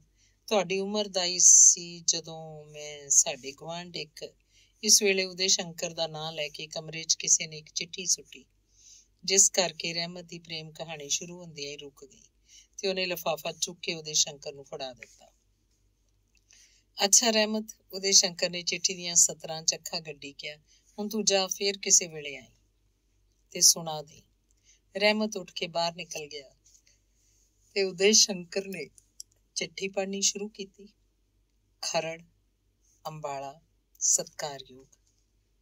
ਪਤਾ ਨਹੀਂ ਕਿਉਂ ਅੱਜ ਅਚਾਨਕ ਹੀ ਬੈਠਿਆਂ ਚਿੱਠੀ ਲਿਖਣ ਲਈ ਕਿਸੇ ਨੇ ਮੈਨੂੰ ਮਜਬੂਰ ਕਰ ਦਿੱਤਾ ਹੈ। ਲਿਖਣ ਦੀ ਖਾਹਿਸ਼ ਤਾਂ ਕਾਫੀ ਦਿਨਾਂ ਤੋਂ ਸੀ, ਪਰ ਅੱਜ ਤੱਕ ਕਲਮ ਫੜਨ ਦਾ ਹੌਸਲਾ ਨਹੀਂ ਸੀ ਕਰ ਸਕੀ। ਮੈਂ ਜਾਣਦੀ ਹਾਂ ਮੇਰੀ ਬਾਬਤ ਇਸ ਵੇਲੇ ਤੁਹਾਡੇ ਖਿਆਲ ਕੀ ਹਨ। ਜ਼ਰੂਰ ਮੇਰੀ ਨਫ਼ਰਤ ਨਾਲ ਤੁਹਾਡਾ ਦਿਲ ਭਰਿਆ ਪਿਆ ਹੋਏਗਾ, ਤੇ ਮੈਂ ਵੀ ਜਾਣਦੀ ਹਾਂ ਕਿ ਇਸ ਨਫ਼ਰਤ ਦਾ ਤੁਹਾਡੇ ਦਿਲ 'ਚ ਪੈਦਾ ਹੋਣਾ ਜ਼ਰੂਰੀ ਸੀ, ਜਦਕਿ ਮੇਰੀ ਕਰਤੂਤ ਦਾ ਸਦਕਾ ਤੁਸੀਂ ਅੱਜ ਲਾਹੌਰ ਦੇ ਸੈਂਟਰਲ ਜੇਲ੍ਹ ਦੀ ਕੋਠੜੀ ਡੱਕੇ ਹੋਏ ਹੋ। ਮੈਂ ਮੁੱਕਰਦੀ ਨਹੀਂ ਉਦੈ ਸ਼ੰਕਰ ਜੀ, ਕਿ ਜਿਹਨੇ ਤੁਹਾਨੂੰ ਪਕੜਾਉਣ ਲਈ ਮੁਖਬਰੀ ਕੀਤੀ ਸੀ ਉਹ ਮੈਂ ਹੀ ਬਦਨਸੀਬ ਸੀ। ਮੇਰੇ ਭਾਗਾਂ 'ਚ ਨਮੋਸ਼ੀ ਲਿਖੀ ਸੀ ਕਿ ਜਿਹਦਾ ਪਿਆਰ ਮੇਰੀ ਰਗ ਰਗ 'ਚ ਸਮਾਇਆ ਹੋਇਆ ਹੈ, ਉਹਨੂੰ ਆਪਣੇ ਸਾਹਮਣੇ ਆਪ ਹੀ ਹੱਥਕੜੀਆਂ ਲੱਗਦੀਆਂ ਵੇਖਦੀ। ਪਰ ਕੀ ਇਸ 'ਚ ਮੈਂ ਸੱਚਮੁੱਚ ਓਨੀ ਕਸੂਰਵਾਰ ਹਾਂ ਜਿੰਨੀ ਤੁਸੀਂ ਮੈਨੂੰ ਸਮਝ ਰਹੇ ਹੋ? ਦੁਨੀਆ ਜੋ ਜੀ ਆਏ ਪਈ ਸਮਝੇ, ਉਹਦੀ ਮੈਨੂੰ ਕੋਈ ਪਰਵਾਹ ਨਹੀਂ। ਮੈਂ ਜਾਣਦੀ ਹਾਂ ਦੁਨੀਆ ਨੂੰ ਕਿਸੇ ਦਾ ਘਰ ਬਰਬਾਦ ਹੁੰਦਾ ਵੇਖ ਕੇ ਸਵਾਦ ਆਉਂਦਾ ਹੈ, ਪਰ ਸੱਚ ਦੱਸਣਾ, ਕੀ ਤੁਸੀਂ ਵੀ ਮੈਨੂੰ ਉਸੇ ਛਾਬੇ 'ਚ ਤੋਲ ਰਹੇ ਹੋ? ਮੈਨੂੰ ਉਹ ਵਕਤ ਭੁੱਲਿਆ ਨਹੀਂ, ਨਾ ਕਦੇ ਭੁੱਲੇਗਾ, ਜਦ ਇੱਕ ਵਾਰੀ ਮੇਰੇ ਪਿਤਾ ਨੇ ਝੋਲੀ ਅੱਡ ਕੇ ਤੁਹਾਡੇ ਪਾਸੋਂ ਇੱਕ ਭਿੱਖਿਆ ਮੰਗੀ ਸੀ ਤੇ ਤੁਸੀਂ ਉਹਦੀ ਮੰਗ ਨੂੰ ਠੁਕਰਾ ਕੇ ਚਲੇ ਗਏ ਸੋ। ਪਰ ਇੱਕ ਵਕਤ ਆਇਆ ਜਦ ਇਹੋ ਚੀਜ਼ਾਂ ਤੁਸੀਂ ਆ ਕੇ ਮੇਰੇ ਪਾਸੋਂ ਮੰਗੀਆਂ, ਤੇ ਇਹ ਉਹ ਦਿਹਾੜਾ ਸੀ ਜਿਸ ਦਿਨ ਮੇਰੇ ਪਿਤਾ ਮੇਰੇ ਲਈ ਇੱਕ ਦਹਾਜੂ ਤੇ ਬੁੱਢ ਵਰੇਸ ਵਰ ਢੂੰਡਣ ਲਈ ਘਰੋਂ ਨਿਕਲ ਚੁੱਕਾ ਸੀ। ਜਵਾਬ 'ਚ ਮੈਂ ਨਾ ਕੇਵਲ ਤੁਹਾਡੀ ਮੰਗ ਨੂੰ ਠੁਕਰਾ ਦਿੱਤਾ, ਬਲਕਿ ਤੁਹਾਡੇ ਨਾਲ ਗੱਦਾਰੀ ਕਹੋ ਜਾਂ ਵਿਸ਼ਵਾਸਘਾਤ ਕਹੋ ਕੀਤਾ। ਇਹ ਸਭ ਕੁਝ ਕਿਉਂ ਹੋਇਆ? ਇਹਦੀ ਜ਼ਿੰਮੇਵਾਰੀ ਕਿਹਦੇ ਸਿਰ ਹੈ? ਜ਼ਰਾ ਇਨਸਾਫ ਦੀ ਤੱਕੜੀ ਤੇ ਰੱਖ ਕੇ ਇਸ ਗੱਲ ਨੂੰ ਤੋਲੋਗੇ? ਇੱਕ ਵਕਤ ਸੀ ਜਦ ਮੇਰਾ ਦਿਲ ਪਿਆਰ ਨਾਂ ਦੀ ਕਿਸੇ ਚੀਜ਼ ਤੋਂ ਉੱਕਾ ਹੀ ਕੋਰਾ ਸੀ। ਉਦੋਂ ਮੈਂ ਨਹੀਂ ਸੀ ਜਾਣਦੀ ਕਿ ਪਿਆਰ ਕੋਈ ਏਡੀ ਗੁੰਝਲਦਾਰ ਚੀਜ਼ ਹੁੰਦੀ ਹੈ। ਇੱਕ ਰੱਜੇ ਪੁੱਜੇ ਘਰ ਦੇ ਨੌਜਵਾਨ ਨੂੰ ਜਦ ਮੈਂ ਗਰੀਬਾਂ ਦੁਖੀਆਂ ਦੇ ਘਰਾਂ 'ਚ ਉਹਨਾਂ ਦੇ ਦੁੱਖ ਵੰਡਾਉਂਦਿਆਂ ਤੇ ਦੇਸ਼ ਭਗਤੀ ਦੇ ਗੀਤ ਗਾ ਕੇ ਲੋਕਾਂ 'ਚ ਨਵ ਜੀਵਨ ਦੀ ਰੂਹ ਭਰਦਿਆਂ ਵੇਖਿਆ, ਮੇਰੇ ਜੀਵਨ 'ਚ ਪਹਿਲੀ ਵਾਰ ਪਿਆਰ ਦੀ ਕਿਰਨ ਜਗਮਗਾਈ, ਤੁਹਾਡੇ ਪਿਆਰ ਦੀ। ਉਦੋਂ ਮੇਰੇ ਪਿਤਾ ਜੀ ਦੀ ਜਿਹੜੀ ਸਰੀਰਕ ਹਾਲਤ ਸੀ ਉਹ ਤਾਂ ਤੁਹਾਨੂੰ ਬੁੱਝੀ ਨਹੀਂ, ਪਰ ਜਿਹੜੀ ਹਾਲਤ ਉਹਦੇ ਦਿਲ ਦੀ ਸੀ ਉਹਨੂੰ ਤੁਸੀਂ ਨਹੀਂ ਸਮਝ ਸਕੇ ਹੋਣੇ। ਸਮਝ ਲਓ ਕਿ ਨਾ ਉਸ ਵੇਲੇ ਉਸ ਲਈ ਜੀਣ ਦਾ ਕੋਈ ਹੱਜ ਸੀ, ਨਾ ਮਰਨ ਦਾ ਕੋਈ ਹੀਲਾ। ਸਿਰਫ ਮੇਰੀ ਚਿੰਤਾ ਦਿਨ ਰਾਤ ਘੁੱਟੀ ਘੁੱਟੀ ਉਹਦਾ ਲਹੂ ਪੀ ਰਹੀ ਸੀ। ਜਦ ਕਿ ਉਹਦੇ ਪਹਿਲਾਂ ਵੀ ਇੱਕ ਥਾਂ ਤੋਂ ਮੇਰੀ ਕੁੜਮਾਈ ਛੁੱਟ ਚੁੱਕੀ ਸੀ। ਕਿਉਂ ਛੁੱਟ ਚੁੱਕੀ ਸੀ ਇਹਦਾ ਸਬਬ ਕਦੀ ਮੈਂ ਤੁਹਾਨੂੰ ਦੱਸ ਚੁੱਕੀ ਹੋਈ ਹਾਂ, ਪਰ ਕੀ ਇਸ 'ਚ ਮੇਰਾ ਜਾਂ ਮੇਰੇ ਪਿਓ ਦਾ ਕੋਈ ਕਸੂਰ ਸੀ? ਇਹਨਾਂ ਹੀ ਦਿਨਾਂ 'ਚ ਕੁਝ ਮੇਰੇ ਇਸ਼ਾਰਿਆਂ ਨਾਲ ਤੇ ਕੁਝ ਆਪਣੇ ਹੀ ਦਿਲੋਂ ਮੇਰੇ ਪਿਤਾ ਦੀ ਨਿਗਾਹ ਤੁਹਾਡੇ ਉੱਤੇ ਪਈ। ਤੁਹਾਡੇ ਪਰਉਪਕਾਰੀ ਸੁਭਾਅ ਤੋਂ ਕੌਣ ਨਾ ਵਾਕਫ ਸੀ? ਸਾਰੇ ਲੋਕ ਜਾਣਦੇ ਸੀ ਕਿ ਦੁਨੀਆ ਦੇ ਦੁੱਖ ਨਿਵਰਤ ਕਰਨ ਵਾਲਾ ਜੇ ਕੋਈ ਇਸ ਸ਼ਹਿਰ 'ਚ ਹੈ ਤਾਂ ਬਾਊ ਉਦੇ ਸ਼ੰਕਰ ਹੈ। ਇਸੇ ਖਿਆਲ ਨੂੰ ਸਾਹਮਣੇ ਰੱਖ ਕੇ ਉਸ ਰਾਤ ਮੇਰੇ ਪਿਤਾ ਨੇ ਮੂੰਹ ਪਾੜ ਕੇ ਤੁਹਾਨੂੰ ਕਹਿ ਦਿੱਤਾ, ਜਿਹੜਾ ਸ਼ਾਇਦ ਉਹਨੂੰ ਕਹਿਣਾ ਨਹੀਂ ਸੀ ਚਾਹੀਦਾ। ਪਰ ਜਦੋਂ ਮੂੰਹ ਕੱਢ ਕੇ ਮੱਖੀਆਂ ਪਵਾਉਣ ਤੋਂ ਛੁੱਟ ਹੋਰ ਕੁਛ ਵੀ ਉਸ ਵਿਚਾਰੇ ਦੇ ਪੱਲੇ ਨਾ ਪਿਆ ਤਾਂ ਉਹਦਾ ਦਿਲ ਟੁੱਟ ਗਿਆ। ਆਪਣੇ ਕੀਤੇ ਤੇ ਉਹ ਸ਼ਰਮਸਾਰ ਸੀ ਕਿ ਉਸ ਪਾਸੋਂ ਇੱਕ ਹੀ ਝੱਲ ਬੁਣਾ ਹੋ ਗਿਆ। ਮੈਂ ਉਸ ਵੇਲੇ ਬਾਹਰ ਖੜੀ ਸਭ ਕੁਝ ਸੁਣ ਰਹੀ ਸਾਂ। ਤੁਹਾਡੇ ਉੱਤੇ ਇਹ ਤਾਂ ਆਸ ਹੋ ਸਕਦੀ ਸੀ ਕਿ ਮੇਰੇ ਪਿਤਾ ਜੀ ਦੀ ਮੰਗ ਨੂੰ ਤੁਸੀਂ ਅਸਵੀਕਾਰ ਕਰ ਦਿੰਦੇ, ਪਰ ਇਹ ਉਮੀਦ ਤੁਹਾਡੇ ਉੱਤੋਂ ਨਹੀਂ ਸੀ ਕਿ ਕੁਝ ਵੀ ਹਾਂ ਨਾ ਕੀਤੇ ਬਗੈਰ ਤੁਸੀਂ ਕਿਸੇ ਦੀਆਂ ਆਸਾਂ ਨੂੰ ਪੈਰਾਂ ਹੇਠਾਂ ਦਲ ਮਲ ਕੇ ਸੁੱਟ ਦਿਓਗੇ। ਉਸ ਵੇਲੇ ਮੈਨੂੰ ਆਪਣੀ ਕਿਸਮਤ ਦੇ ਖਿਲਾਫ ਤੁਹਾਡੇ ਫੈਸਲੇ ਉੱਤੇ ਇੰਨਾ ਦੁੱਖ ਨਹੀਂ ਸੀ ਜਿੰਨਾ ਕਲੇਸ਼ ਮੇਰੇ ਦਿਲ ਨੂੰ ਇਹ ਸੋਚ ਕੇ ਹੋਇਆ ਕਿ ਤੁਹਾਡੀ ਨਿਸ਼ਠੁਰਤਾ ਦਾ ਮੇਰੇ ਪਿਤਾ ਦੇ ਮਨ ਤੇ ਕੀ ਅਸਰ ਹੋਇਆ, ਜਦਕਿ ਅੱਗੇ ਗਮਾਂ ਫਿਕਰਾਂ ਦੇ ਕਾਰਨ ਉਹ ਦਿਲ ਦੀ ਬਿਮਾਰੀ ਦਾ ਮਰੀਜ਼ ਸੀ। ਮੇਰੇ ਪਿਤਾ ਨੇ ਅਜੇ ਕੁਝ ਦਿਨ ਹੋਰ ਜਿਉਂਦੇ ਰਹਿ ਕੇ ਤਸੀਹੇ ਵੇਖਣੇ ਸਨ ਕਿ ਉਸ ਤੋਂ ਬਾਅਦ ਤੁਹਾਡੀ ਚਿੱਠੀ ਮੈਨੂੰ ਮਿਲ ਗਈ। ਉਸ ਚਿੱਠੀ ਨੇ ਜਿੱਥੇ ਮੇਰੇ ਰੁੜਦੇ ਦਿਲ ਨੂੰ ਧੀਰਜ ਦਾ ਬੰਨ ਲਾ ਦਿੱਤਾ, ਉੱਥੇ ਮੇਰੇ ਪਿਤਾ ਲਈ ਵੀ ਇਹਦੀ ਹੋਂਦ ਕਾਰਗਰ ਸਾਬਤ ਹੋਈ। ਚਿੱਠੀ ਮੈਂ ਉਹਨੂੰ ਜਿਉਂ ਦੀ ਤਿਉਂ ਪੜ੍ਹਾਤੀ। ਤੁਹਾਡੀ ਤਸਵੀਰ ਜਿਹੜੀ ਸਭ ਤੋਂ ਪਹਿਲਾਂ ਮੇਰੇ ਹਿਰਦੇ 'ਚ ਪ੍ਰੀਤਮ ਦੀ ਸ਼ਕਲ 'ਚ ਮੌਜੂਦ ਸੀ ਤੇ ਫਿਰ ਪਤੀ ਦੇ ਰੂਪ 'ਚ ਬਦਲੀ ਸੀ, ਉਸ ਚਿੱਠੀ ਦੇ ਅਸਰ ਨੇ ਉਸ ਤਸਵੀਰ ਨੂੰ ਤੀਜੀ ਸ਼ਕਲ 'ਚ ਬਦਲ ਦਿੱਤਾ। ਹੁਣ ਉਦੇ ਸ਼ੰਕਰ ਮੇਰੇ ਲਈ ਨਾ ਪ੍ਰੀਤਮ ਸੀ ਨਾ ਪਤੀ, ਸਗੋਂ ਇੱਕ ਦੇਵਤਾ, ਜਿਹਨੂੰ ਆਪਣੇ ਦਿਲ ਦੇ ਆਸਣ ਤੇ ਸਥਾਪਿਤ ਕਰਕੇ ਮੈਂ ਉਸੇ ਦਿਨ ਤੋਂ ਹੀ ਉਹਦੀ ਪੂਜਾ ਕਰਨ ਲੱਗੀ। ਮੇਰਾ ਦੇਵਤਾ ਪਤੀ ਭਾਵਨਾ ਲੈ ਕੇ ਕਦੀ ਮੇਰੇ ਸਾਹਮਣੇ ਆ ਪ੍ਰਗਟ ਹੋਏਗਾ, ਇਹਦੀ ਮੈਂ ਸੁਪਨੇ ਵਿੱਚ ਵੀ ਉਮੀਦ ਨਹੀਂ ਸੀ ਕਰ ਸਕਦੀ। ਪਰ ਜਦ ਫਿਰ ਇੱਕ ਦਿਨ ਮੈਂ ਤੁਹਾਨੂੰ ਭਾਵਨਾ ਲਈ ਆਪਣੇ ਬੂਹੇ ਅੱਗੇ ਵੇਖਿਆ ਤਾਂ ਮੈਂ ਦੰਗ ਰਹਿ ਗਈ। ਇਹ ਹੈਰਾਨੀ ਇਸ ਲਈ ਨਹੀਂ ਸੀ ਕਿ ਮੈਂ ਤੁਹਾਨੂੰ ਪਤੀ ਰੂਪ 'ਚ ਅਪਣਾਉਣਾ ਨਹੀਂ ਸੀ ਚਾਹੁੰਦੀ, ਸਗੋਂ ਇਹ ਤਾਂ ਮੇਰੇ ਭਾਗਾਂ ਦੇ ਕਵਾੜ ਖੁੱਲ੍ਹਣ ਵਾਲੀ ਘਟਨਾ ਸੀ। ਹੈਰਾਨੀ ਕਹੋ ਜਾਂ ਦੁੱਖ ਕਹੋ, ਮੈਨੂੰ ਇਹ ਵੇਖ ਕੇ ਹੋਇਆ ਕਿ ਮੇਰੇ ਦੇਵਤਾ ਆਪਣੇ ਦੈਵੀ ਕਰਤੱਵ ਤੋਂ ਪਤਿਤ ਹੋ ਕੇ ਉਸ ਵੇਲੇ ਨਾ ਕੇਵਲ ਇੱਕ ਆਦਮੀ ਦੀ ਸ਼ਕਲ 'ਚ ਬਲਕਿ ਇੱਕ ਦੇਸ਼ਘਾਤੀ ਦੇ ਰੂਪ 'ਚ ਮੇਰੇ ਸਾਹਮਣੇ ਖੜਾ ਸੀ। ਇਹ ਵੇਖਣ ਤੋਂ ਪਹਿਲਾਂ ਜੇ ਕਦੀ ਕੋਈ ਮੇਰਾ ਗਲਾ ਘੁੱਟ ਸਕਦਾ ਤਾਂ ਮੈਂ ਸੁਖੀ ਹੁੰਦੀ। ਉਸ ਵੇਲੇ ਮੇਰੇ ਅੰਦਰ ਸੋਚ ਉੱਠੀ, ਸਮਾਜੋਂ ਦੁਰਕਾਰੀ ਹੋਈ ਇੱਕ ਕੁੜੀ ਜਿਹਨੂੰ ਹਰ ਕੋਈ ਕੱਖ ਇਸ ਲਈ ਨਫ਼ਰਤ ਨਾਲ ਵੇਖਦੀ ਹੈ ਕਿ ਉਹ ਇੱਕ ਪਰਉਪਕਾਰੀ, ਇੱਕ ਸੱਚਾ ਦੇਸ਼ ਭਗਤ ਅੱਜ ਆਪਣੇ ਉੱਚੇ ਆਸਣਾਂ ਤੋਂ ਡਿੱਗ ਰਿਹਾ ਹੈ। ਕਿ ਮੈਂ ਪਾਪ ਦੀ ਭਾਗੀ ਨਹੀਂ ਹੋਵਾਂਗੀ? ਜਿਸ ਵੇਲੇ ਉਹਦੀਆਂ ਵਾਸ਼ਨਾਵਾਂ ਦੀ ਖੁਰਾਕ ਬਣਨ ਖਾਤਰ ਸਦਾ ਲਈ ਉਹਦੇ ਨਾਮਣੇ ਨੂੰ ਤੇ ਉਹਦੇ ਆਦਰਸ਼ ਨੂੰ ਕਲੰਕਿਤ ਕਰ ਦਿਆਂ। ਇਸ ਆਸ਼ੇ ਨੂੰ ਲੈ ਕੇ ਮੈਂ ਤੁਹਾਨੂੰ ਪਤਨ ਦੇ ਗੰਦੇ ਟੋਏ 'ਚ ਡਿੱਗਣੋਂ ਬਚਾਉਣ ਲਈ ਹੱਥ ਪੈਰ ਮਾਰਨੇ ਸ਼ੁਰੂ ਕੀਤੇ। ਆਪਣੇ ਖਾਨਦਾਨੀ ਬੰਸ ਤੋਂ ਜਾਣੂ ਕਰਾ ਕੇ ਮੈਂ ਤੁਹਾਡੀ ਇੱਜ਼ਤ ਦਾ ਵਾਸਤਾ ਪਾ ਕੇ ਤੇ ਤੁਹਾਨੂੰ ਦੇਸ਼ ਭਗਤੀ ਦੀਆਂ ਦੁਹਾਈਆਂ ਦੇ ਕੇ ਮੈਂ ਤੁਹਾਨੂੰ ਇਸ ਰਾਹੋਂ ਹਟਕਾਉਣਾ ਚਾਹਿਆ। ਪਤਾ ਨਹੀਂ ਉਸ ਵੇਲੇ ਤੁਹਾਡੇ ਸਿਰ ਤੇ ਕਿਹੜੀ ਰੂਹ ਸਵਾਰ ਸੀ ਕਿ ਤੁਸੀਂ ਮੇਰੀ ਗੱਲ ਵੱਲ ਧਿਆਨ ਨਾ ਦਿੱਤਾ ਤੇ ਝੱਟ ਤੁਸੀਂ ਕਿਰਪਾਨ ਮੇਰੇ ਅੱਗੇ ਸੁੱਟਦੀ। ਜ਼ਰਾ ਸੋਚੋ, ਉਦੋਂ ਜੇ ਤੁਹਾਡੀ ਮੰਗ ਪ੍ਰਵਾਨ ਕਰ ਲੈਂਦੀ ਤਾਂ ਸੰਸਾਰਕ ਨੁਕਤਾ ਨਿਗਾਹ ਨਾਲ ਸੌਦਾ ਮੇਰੇ ਲਈ ਕਿੰਨਾ ਸਸਤਾ ਹੁੰਦਾ। ਇੱਕ ਪਾਸੇ ਮੇਰੇ ਮਨ ਦੀ ਚਿਰੋਕੀ ਮੁਰਾਦ ਦੀ ਪੂਰਤੀ, ਦੂਜਾ ਇੱਕ ਲੱਖਾਂਪਤੀ ਦੇ ਪੁੱਤਰ ਨਾਲ ਜੀਵਨ ਸਾਥ ਦੀ ਖੁਸ਼ੀ, ਤੀਜਾ ਇੱਕ ਹੋਰ ਭਾਰੀ ਮੁਸੀਬਤ ਤੋਂ ਛੁਟਕਾਰਾ ਜਿਹਦਾ ਕਿ ਇੰਨੀ ਦਿਨੀ ਮੇਰੇ ਲਈ ਬੰਨ੍ਹ ਨੂੰ ਬੰਨਿਆ ਜਾ ਰਿਹਾ ਸੀ। ਮੇਰੇ ਲਈ ਜਿਹੜਾ ਵਰ ਤਲਾਸ਼ ਕੀਤਾ ਗਿਆ ਸੀ ਉਹਦੀ ਉਮਰ ਮੇਰੇ ਪਿਤਾ ਜਿੰਨੀ ਹੋਏਗੀ। ਕਾਸ਼ ਉਸ ਵੇਲੇ ਵਾਸ਼ਨਾ ਨੇ ਤੁਹਾਡੀਆਂ ਅੱਖਾਂ ਬੰਦ ਨਾ ਕੀਤੀਆਂ ਹੁੰਦੀਆਂ ਤੇ ਤੁਸੀਂ ਮੇਰੇ ਤਿਆਗ ਦਾ ਮੁੱਲ ਪਾ ਸਕਦੇ। ਛੇਕੜ ਜਦ ਮੇਰੇ ਲਈ ਤੁਹਾਨੂੰ ਬਚਾਉਣ ਦਾ ਕੋਈ ਚਾਰਾ ਬਾਕੀ ਨਾ ਰਿਹਾ ਤੇ ਮੈਨੂੰ ਇੱਕ ਤ੍ਰਿਆ ਚਰਿੱਤਰ ਖੇਡਣਾ ਪਿਆ। ਦੂਜੇ ਦਿਨ ਮੈਂ ਆਪਣੇ ਇਹਨਾਂ ਹੀ ਹੱਥਾਂ ਨਾਲ ਪੁਲਿਸ ਨੂੰ ਇੱਕ ਚਿੱਠੀ ਲਿਖ ਕੇ ਕਿ ਫਲਾਣਾ ਮੁਲਜ਼ਮ ਇਸ ਵੇਲੇ ਗੰਗਾ ਰਾਮ ਪੋਸਟਮੈਨ ਦੇ ਮਕਾਨ ਤੇ ਮੌਜੂਦ ਹੈ, ਉਹਨੂੰ ਆ ਕੇ ਗ੍ਰਿਫਤਾਰ ਕਰ ਲਿਆ ਜਾਏ। ਮੈਂ ਕਰ ਦਿੱਤਾ। ਕੀ ਮੈਂ ਉਸ ਵੇਲੇ ਇਸ ਗੱਲੋਂ ਅਣਜਾਣ ਸੀ ਕਿ ਇਹ ਕਰਤੂਤ ਕਰਕੇ ਮੈਂ ਆਪਣੇ ਲਈ ਕਿੱਡਾ ਭਾਰੀ ਖਤਰਾ ਸਹੇੜ ਰਹੀ ਸੀ? ਕੀ ਮੈਨੂੰ ਪਤਾ ਨਹੀਂ ਸੀ ਕਿ ਸ਼ਹਿਰ ਦਾ ਬੱਚਾ ਜਿਸ ਦੇਸ਼ ਭਗਤ ਨੂੰ ਇਸ਼ਟ ਵਾਂਗ ਪੂਜਦਾ ਹੈ, ਜਦੋਂ ਮੇਰੇ ਮਕਾਨ ਤੋਂ ਗ੍ਰਿਫਤਾਰ ਕੀਤਾ ਜਾਏਗਾ ਤਾਂ ਮੇਰੇ ਨਾਲ ਤੇ ਮੇਰੇ ਪਿਤਾ ਨਾਲ ਕੀ ਬੀਤੇਗੀ? ਪਰ ਸਭ ਕੁਝ ਜਾਣਦਿਆਂ ਬੁੱਝਦਿਆਂ ਵੀ ਮੈਂ ਇਹ ਕੁਝ ਕੀਤਾ ਜਿਹਦਾ ਫਲ ਮੈਨੂੰ ਤੇ ਮੇਰੇ ਪਿਤਾ ਨੂੰ ਨਕਦੋ ਨਕਦੀ ਮਿਲਿਆ। ਤੁਹਾਡੀ ਗ੍ਰਿਫਤਾਰੀ ਤੋਂ ਬਾਅਦ ਮੇਰੀ ਤੇ ਮੇਰੇ ਪਿਤਾ ਦੀ ਜ਼ਿੰਦਗੀ ਇੰਨੀ ਖਤਰੇ 'ਚ ਪੈ ਗਈ ਕਿ ਅਸੀਂ ਕੁਝ ਦਿਨ ਹੋਰ ਉਸ ਮਕਾਨ 'ਚ ਟਿਕਦੇ ਤਾਂ ਅਵਲ ਤਾਂ ਸਾਡਾ ਦੋਹਾਂ ਦਾ, ਨਹੀਂ ਤਾਂ ਮੇਰਾ ਤਾਂ ਜ਼ਰੂਰੀ ਕੰਮ ਤਮਾਮ ਕਰ ਦਿੱਤਾ ਜਾਂਦਾ। ਉਸ ਦਿਨ ਬੁੱਧਵਾਰ ਸੀ। ਉਹ ਤੋਂ ਅਗਲੇ ਬੁੱਧਵਾਰ ਦਾ ਸੂਰਜ ਮੈਨੂੰ ਸਹੁਰੇ ਘਰ ਚੜ੍ਹਿਆ ਤੇ ਸਭ ਤੋਂ ਹੈਰਾਨੀ ਵਾਲੀ ਗੱਲ ਇਹ ਕਿ ਸਭ ਕੁਝ ਨਾ ਕੇਵਲ ਮੇਰੀ ਮਰਜ਼ੀ ਨਾਲ ਬਲਕਿ ਮੇਰੇ ਜ਼ੋਰ ਦੇਣ ਤੇ ਹੋਇਆ। ਜਾਣਦੇ ਹੋ ਅੱਜ ਮੈਂ ਕਿੱਥੇ ਤੇ ਕਿਸ ਹਾਲਤ ਵਿੱਚ ਹਾਂ? ਇਹ ਦੱਸਣਾ ਇਸ ਵੇਲੇ ਮੇਰੀ ਸਮਰੱਥਾ ਤੋਂ ਬਾਹਰ ਹੈ। ਮੈਂ ਅੱਜ ਇੱਕ ਬੁੱਢੇ ਤੇ ਬਦ ਇਖਲਾਕ ਆਦਮੀ ਦੀ ਧਰਮ ਪਤਨੀ ਹਾਂ। ਉਸ ਪਤੀ ਦੀ ਜਿਸ ਲਈ ਮੇਰੇ ਦਿਲ 'ਚ ਨਾ ਕੋਈ ਆਦਰ ਹੈ ਨਾ ਪਿਆਰ। ਜੇ ਹੈ ਤਾਂ ਸਿਰਫ ਉਹੀ ਚੀਜ਼ ਜਿਹੜੀ ਕਿਸੇ ਵੀ ਪਤਨੀ ਦੇ ਦਿਲ 'ਚ ਪਤੀ ਲਈ ਹੋਣੀ ਨਹੀਂ ਚਾਹੀਦੀ, ਨਫ਼ਰਤ ਤੇ ਸਿਰਫ ਨਫ਼ਰਤ। ਪਰ ਇਸ ਨਫ਼ਰਤ ਦੇ ਹੁੰਦਿਆਂ ਵੀ ਮੈਨੂੰ ਹਰ ਘੜੀ ਪਿਆਰ ਦਾ ਸਾਂਗ ਭਰਨਾ ਪੈਂਦਾ ਹੈ। ਮੇਰੇ ਪੂਜਯ, ਕਦੀ ਆ ਕੇ ਵੇਖੋ ਮੇਰੀ ਹਾਲਤ। ਅੱਗ 'ਚ ਝੁਲਸੀ ਹੋਈ ਇੱਕ ਸਹਿਕਦੀ ਲੁੱਚ ਦੀ ਲੋਥ ਤੋਂ ਵੱਧ ਕੁਝ ਨਹੀਂ। ਅੱਜ ਤੁਹਾਡੀ ਪ੍ਰਤਿਮਾ। ਕਦੀ ਜਿਸ ਦਿਲ 'ਚੋਂ ਮੰਗਾਂ ਦੇ ਸਦਰਾਂ ਤੇ ਤੂਫਾਨ ਉਮੜਦੇ ਸੀ, 19-20 ਵਰ੍ਹਿਆਂ ਦੀ ਇੱਕ ਭਰ ਜਵਾਨ ਕੁੜੀ ਜਿਹੜੀ ਆਪਣੇ ਆਉਣ ਵਾਲੇ ਜੀਵਨ ਦੀਆਂ ਕਈ ਤਸਵੀਰਾਂ ਚਿੱਤਰਦੀ ਰਹਿੰਦੀ ਸੀ, ਉਹਦਾ ਸਭ ਕੁਝ ਨਾਉਮੀਦੀਆਂ ਦੀ ਕਬਰ ਵਿੱਚ ਦਫਨ ਹੋ ਚੁੱਕਾ ਹੈ। ਅੱਜ ਤੁਹਾਡੀ ਪ੍ਰਤਿਮਾ ਇੱਕ ਨਾਮੁਰਾਦ ਜਿੰਦੜੀ ਹੈ ਜਿਸ ਬਾਬਤ ਇਹ ਨਹੀਂ ਸਮਝ ਲਓ ਕਿ ਉਹ ਕਿਸੇ ਨਾ ਕਿਸੇ ਤਰ੍ਹਾਂ ਜਿਉਂਦੀ ਹੈ। ਬਸ ਜੀਵਨ ਦੀ ਇਹ ਕਬਰ ਜਿਉਂ-ਜਿਉਂ ਨਿਰਾਸਤਾ ਦੀ ਮਿੱਟੀ ਨਾਲ ਭਰਦੀ ਜਾਂਦੀ ਹੈ, ਇਸ 'ਚ ਕੋਈ ਅੱਗ ਦੇ ਅਲੰਬੇ ਉੱਠ ਕੇ ਚੁਤਰਫੀ ਫੈਲ ਰਹੇ ਹਨ।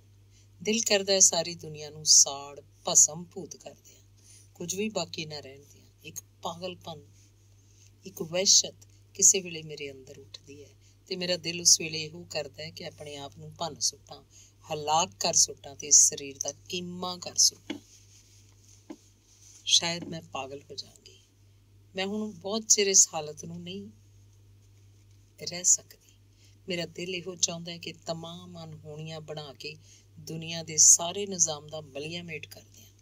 ਸ਼ਰਮ, ਹਿਆ, ਇੱਜ਼ਤ, ਆਬਰੂ ਤੇ ਮਾਣ ਮਰਿਆਦਾ ਦੇ ਪਰਦਿਆਂ ਨੂੰ ਤਾਰ ਕਰਕੇ ਦੂਰ ਸੁੱਟ ਦਿਆਂ। ਖਿਮਾ ਕਰਨਾ, ਚਿੱਠੀ ਸ਼ੁਰੂ ਕਰਨ ਵੇਲੇ ਮੇਰੀ ਦਿਮਾਗੀ ਹਾਲਤ ਕਾਫੀ ਠੀਕ ਸੀ, ਪਰ ਛੇਕੜ ਤੇ ਪਹੁੰਚ ਕੇ ਮੇਰੇ ਅੰਦਰ ਕੋਈ ਫਤੂਰ ਜਿਹਾ ਉੱਠ ਖੜੋਤਾ ਹੈ। ਪਤਾ ਨਹੀਂ ਕੀ ਬੇਹੁਦਰੀਆਂ ਲਿਖ ਗਈਆਂ, ਇਸ ਲਈ ਮਜਬੂਰਨ ਕਲਮ ਨੂੰ ਰੋਕਣਾ ਪੈ ਰਿਹਾ। ਇੰਨਾ ਕੁਝ ਲਿਖ ਜਾਣ ਤੇ ਵੀ ਮੈਂ ਖਿਆਲ ਕਰਦੀ ਹਾਂ ਕਿ ਜੋ ਕੁਝ ਮੈਂ ਲਿਖਣ ਲਈ ਕਲਮ ਚੁੱਕੀ ਸੀ ਉਹਨੂੰ ਅਜੇ ਛੋਹਿਆ ਤੱਕ ਨਹੀਂ, ਤੇ ਚਿੱਠੀ ਇੰਨੀ ਲੰਮੀ ਹੋ ਗਈ ਹੈ ਕਿ ਇਹਨੂੰ ਹੋਰ ਲੰਮੀਆਂ ਕਰਨਾ ਹੋਰ ਵੀ ਪਾਗਲਪਨ ਹੋਏਗਾ। ਕੇਵਲ ਇੱਕੋ ਗੱਲ ਦੱਸਦੇ ਹਾਂ ਕਿ ਇੰਨੀ ਬਰਬਾਦੀ ਹੋ ਜਾਣ ਤੇ ਵੀ ਮੈਂ ਤੁਹਾਡੇ ਪਿਆਰ ਵੱਲੋਂ ਦਿਲ ਨੂੰ ਖਾਲੀ ਨਹੀਂ ਕਰ ਸਕੀ। ਜਿਉਣ ਦੀ ਹੁਣ ਉੱਕਾ ਕੋਈ ਖਾਹਿਸ਼ ਬਾਕੀ ਨਹੀਂ ਰਹੀ, ਪਰ ਅਜੇ ਵੀ ਕੋਈ ਚੀਜ਼ ਮੈਨੂੰ ਜਿਉਂਦਿਆਂ ਰਹਿਣ ਲਈ ਉਕਸਾ ਰਹੀ ਹੈ ਤਾਂ ਇਹ ਹੈ ਤੁਹਾਡੀ ਯਾਦ। ਇੱਕ ਵਾਰੀ ਤੁਹਾਨੂੰ ਵੇਖਣ ਲਈ ਦਿਲ ਭਟਕ ਰਿਹਾ ਹੈ। ਕੀ ਕਦੀ ਜ਼ਿੰਦਗੀ ਵਿੱਚ ਇਹ ਸਿੱਖ ਪੂਰੀ ਹੋਏਗੀ ਜਿਹੜੀ ਕਦੀ ਤੁਹਾਡੀ ਸੀ? ਪ੍ਰਤਿਮਾ। ਵਾਧੂ। ਜੇ ਚਿੱਠੀ ਦੇ ਉੱਤਰ 'ਚ 2 ਸਤਰਾਂ ਲਿਖਣ ਨੂੰ ਤੁਹਾਡਾ ਦਿਲ ਕਰੇ ਤਾਂ ਇਸ ਪਤੇ ਤੇ ਪਾ ਦੇਣਾ। ਮਾਰਫਤ ਮੁਨਸ਼ੀ ਫਤਿਹ ਚੰਦ, ਖਰੜ, ਜ਼ਿਲ੍ਹਾ ਅੰਬਾਲਾ। ਚਿੱਠੀ ਖਤਮ ਕਰਕੇ ਉਦੇ ਸ਼ੰਕਰ ਮੰਜੇ ਤੋਂ ਉਤਾਣਾ ਲੇਟ ਗਿਆ ਤੇ ਸਿਰ ਤੋਂ ਪੈਰਾਂ ਤੀਕ ਉਹਨੇ ਆਪਣੇ ਆਪ ਨੂੰ ਢੱਕ ਲਿਆ। ਨਹੀਂ ਕਿਹਾ ਜਾ ਸਕਦਾ ਕਿ ਇਸ ਵੇਲੇ ਉਹਦੇ ਨਾਲ ਕੀ ਗੁਜ਼ਰ ਰਹੀ ਸੀ। ਥੋੜੀ ਦੇਰ ਬਾਅਦ ਰਹਿਮਤ ਨੇ ਆ ਕੇ ਆਵਾਜ਼ ਦਿੱਤੀ, ਸਰਦਾਰ ਜੀ ਦੁੱਧ ਤਾਂ ਫੇਰ ਠੰਡਾ ਹੋ ਗਿਆ, ਮੁੜ ਗਰਮ ਕਰਾਂ? ਉਸੇ ਤਰ੍ਹਾਂ ਮੂੰਹ ਕੱਜੀ ਉਦੇ ਸ਼ੰਕਰ ਨੇ ਜਵਾਬ ਦਿੱਤਾ, ਅਜੇ ਨਹੀਂ ਪੀਣਾ, ਜਾ ਤੂੰ। ਪਰ ਸਰਦਾਰ ਜੀ ਵੱਡੇ ਵੇਲੇ ਦਾ ਤਾਂ ਤੁਸੀਂ ਕੁਝ ਵੀ ਬੁਲਾ ਨਾ ਮੈਨੂੰ, ਗੱਲ ਟੋਕ ਕੇ ਉਹਨੇ ਕਿਹਾ। ਤਬੀਅਤ ਠੀਕ ਨਹੀਂ, ਠਹਿਰ ਕੇ ਆਈ। ਤੇ ਰਹਿਮਤ ਬਾਹਰ ਨਿਕਲ ਗਿਆ। ਅੰਗ 23। ਸ਼ਿਕਾਰ ਜਿੰਨਾ ਫੁਰਤੀਲਾ ਤੇ ਚਲਾਕ ਹੋਵੇ, ਸ਼ਿਕਾਰੀ ਨੂੰ ਓਨਾ ਹੀ ਚੌਕਸ ਹੋ ਕੇ ਫੰਦਾ ਲਾਉਣਾ ਪੈਂਦਾ ਹੈ। ਪਰ ਜਿੱਥੇ ਸ਼ਿਕਾਰੀ ਨੂੰ ਯਕੀਨ ਹੋਵੇ ਕਿ ਸ਼ਿਕਾਰ ਭੋਲਾ ਹੈ, ਉੱਥੇ ਉਹਦੀ ਜੁਰਤ ਆਪਣੇ ਆਪ ਵੱਧ ਜਾਂਦੀ ਹੈ। ਰਾਮ ਰਤਨ ਇੱਕ ਪੱਕਾ ਸ਼ਿਕਾਰੀ ਹੈ। ਪ੍ਰਤਿਮਾ ਨੂੰ ਉਦਣ ਜਦੋਂ ਲਾਹੌਰ ਗੰਗਾ ਰਾਮ ਦੇ ਘਰ ਗਿਆ ਸੀ, ਵੇਖ ਕੇ ਉਹਦਾ ਦਿਲ ਘਾਇਲ ਹੋ ਚੁੱਕਾ ਸੀ। ਗੰਗਾ ਰਾਮ ਨਾਲ ਪੁਰਾਣੀ ਜਾਣ ਪਛਾਣ ਹੋਣ ਕਰਕੇ ਉਹ ਕਾਫੀ ਹੱਦ ਤੱਕ ਉਹਦੇ ਘਰ ਦਾ ਭੇਤੀ ਵੀ ਸੀ। ਜਿਸ ਢੰਗ ਨਾਲ ਪ੍ਰਤਿਮਾ ਤੇ ਉਹਦੀ ਮਾਂ ਨਾਲ ਗੰਗਾ ਰਾਮ ਦੀ ਜੀਵਨ ਸਾਂਝ ਬਣੀ ਸੀ, ਇਸ ਸਾਰੇ ਇਤਿਹਾਸ ਤੋਂ ਵਾਕਿਫ ਸੀ। ਤੇ ਉਦੋਂ ਹੀ ਕਿਤੇ ਉਹਨੇ ਪ੍ਰਤਿਮਾ ਨੂੰ ਵੀ ਵੇਖਿਆ ਸੀ, ਜਦੋਂ 12-13 ਵਰ੍ਹਿਆਂ ਦੀ ਬਾਲੜੀ ਸੀ। ਪਰ ਉਦੋਂ ਉਹਨੂੰ ਸੁਪਨੇ ਵਿੱਚ ਵੀ ਖਿਆਲ ਨਹੀਂ ਸੀ ਕਿ ਮਿੱਟੀ ਹੋਈ ਕਲੀ ਖੇੜੇ ਤੇ ਆ ਕੇ ਕਦੀ ਇੰਨੀ ਸੁਗੰਧਿਤ ਹੋ ਕੇ ਮਹਿਕੇਗੀ। ਰਾਮ ਰਤਨ ਨੂੰ ਇਹ ਵੀ ਪਤਾ ਸੀ ਕਿ ਗੰਗਾ ਰਾਮ ਕਿਸ ਤਰ੍ਹਾਂ ਪ੍ਰਤਿਮਾ ਦੇ ਗਮਾਂ 'ਚ ਘੁਲਦਾ ਰਹਿੰਦਾ ਹੈ, ਜਦਕਿ ਇਸ ਖਾਨਦਾਨੀ ਕਲੰਕ ਕਰਕੇ ਪ੍ਰਤਿਮਾ ਲਈ ਕੋਈ ਮੁੰਡਾ ਉਹਨੂੰ ਨਹੀਂ ਸੀ ਲੱਭਦਾ। ਜੇ ਕੋਈ ਲੱਭਦਾ ਵੀ ਤਾਂ ਇਸ ਕਲੰਕ ਦੀ ਕੀਮਤ ਵਜੋਂ ਥੈਲੀਆਂ ਦੀ ਮੰਗ ਇਸ ਕੰਮ ਨੂੰ ਸਿਰੇ ਨਹੀਂ ਚੜ੍ਹਨ ਦਿੰਦੀ। ਉਹਨੂੰ ਇਹ ਵੀ ਪਤਾ ਸੀ ਕਿ ਜਲੰਧਰ ਸ਼ਹਿਰ ਦੇ ਇੱਕ ਸਧਾਰਨ ਘਰਾਣੇ 'ਚ ਪ੍ਰਤਿਮਾ ਦੇ ਸਾਕ ਦਾ ਮਾਮਲਾ ਤੈਅ ਹੋ ਗਿਆ। ਪਰ ਮਗਰੋਂ ਜਿਉਂ ਹੀ ਮੁੰਡੇ ਵਾਲਿਆਂ ਨੂੰ ਅਸਲੀਅਤ ਦਾ ਪਤਾ ਲੱਗਾ, ਉਹ ਕੰਨਾਂ ਤੇ ਹੱਥ ਧਰ ਕੇ ਭੱਜ ਗਏ।